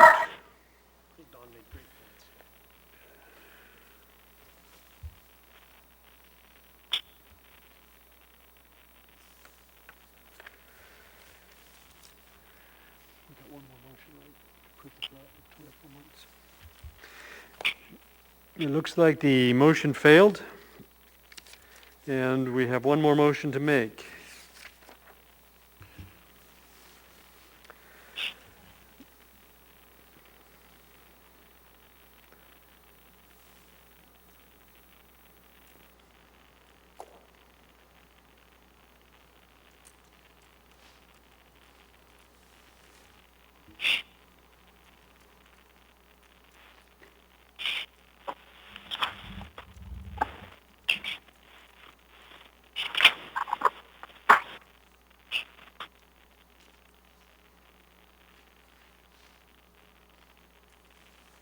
missing something? I'm just waiting for my motion button to appear on my screen. There it is. Oh, excellent. Kevin, would you like to state your motion? I move to approve the plat for 24 months, subject to the following conditions. Conditions 1, 2, 3, 4, 5. 5 to be amended to remove pathway. No, leave that in there. Okay. The pathway should be part of the subdivision agreement. I'm sorry. All right, thank you. I appreciate that. My understanding was that was to be removed. I apologize. So approval of plat subject to 1, 2, 3, 4, 5 unamended, 6, 7, 7A, and 7B. Thank you, and your motion has been seconded by Valerie Ritz. Would you like to speak to your motion? Yeah, again, since we denied the variance on B, we will speak to, there's going to be dedication of construction of a 10-foot walkway easement from No Name Circle to Jewel Lake Road. The location shall be determined by private development in the future, so they can look at those 3 options they've submitted that were on, I believe it was page 21, but they're not limited to those. Typically speaking, I did notice that there was one public testimony in the Jewel Lake Community Council. They were concerned that the development was going to cause drainage issues onto North Point Drive, and there was a concern, obviously, about what was going to happen to all the water. And just so on the plat under 7A, the property owner and utilities should not raise, lower, or regrade the property in a manner that alter the drainage patterns from those shown on our approved grading and drainage plan without prior approval by the municipality of Anchorage. So the one testimony that was in there that was concerned about water drainage, that has been addressed. Thank you. Does the board have any other findings they would like to make?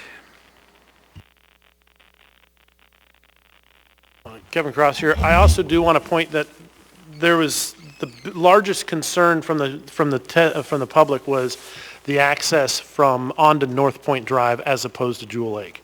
And I think it was very important to note that, one, keeping the entrance to this subdivision far enough from Jewel Lake and North Point Drive that it doesn't create congestion, or where you have 2 exits, in close proximity to each other, as well as the grade, and making sure you don't have a steep slope or an access from a neighborhood onto a busy street with grade in excess of, I know ADA says 5%, but I think we try to stay below 10. Those are serious considerations. I know that the public said that there'd be people walking and bikes and people on North Point Drive, but I imagine they're also on Jewel Lake Drive. And given the 2 options of having the access on a level slope as opposed to a much steeper slope, that the North Point Drive location just makes much more sense for the public safety, which is a critical attribute. Thank you. Thank you. Does the board have any other findings? Seeing and hearing none, we'll call the vote. And for those not present, Don Porter. Yes, approved. Thank you. Jana Wilson? Yes. Thank you.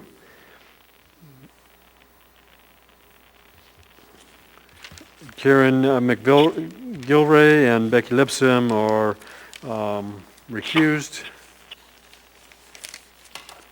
And the motion has passed.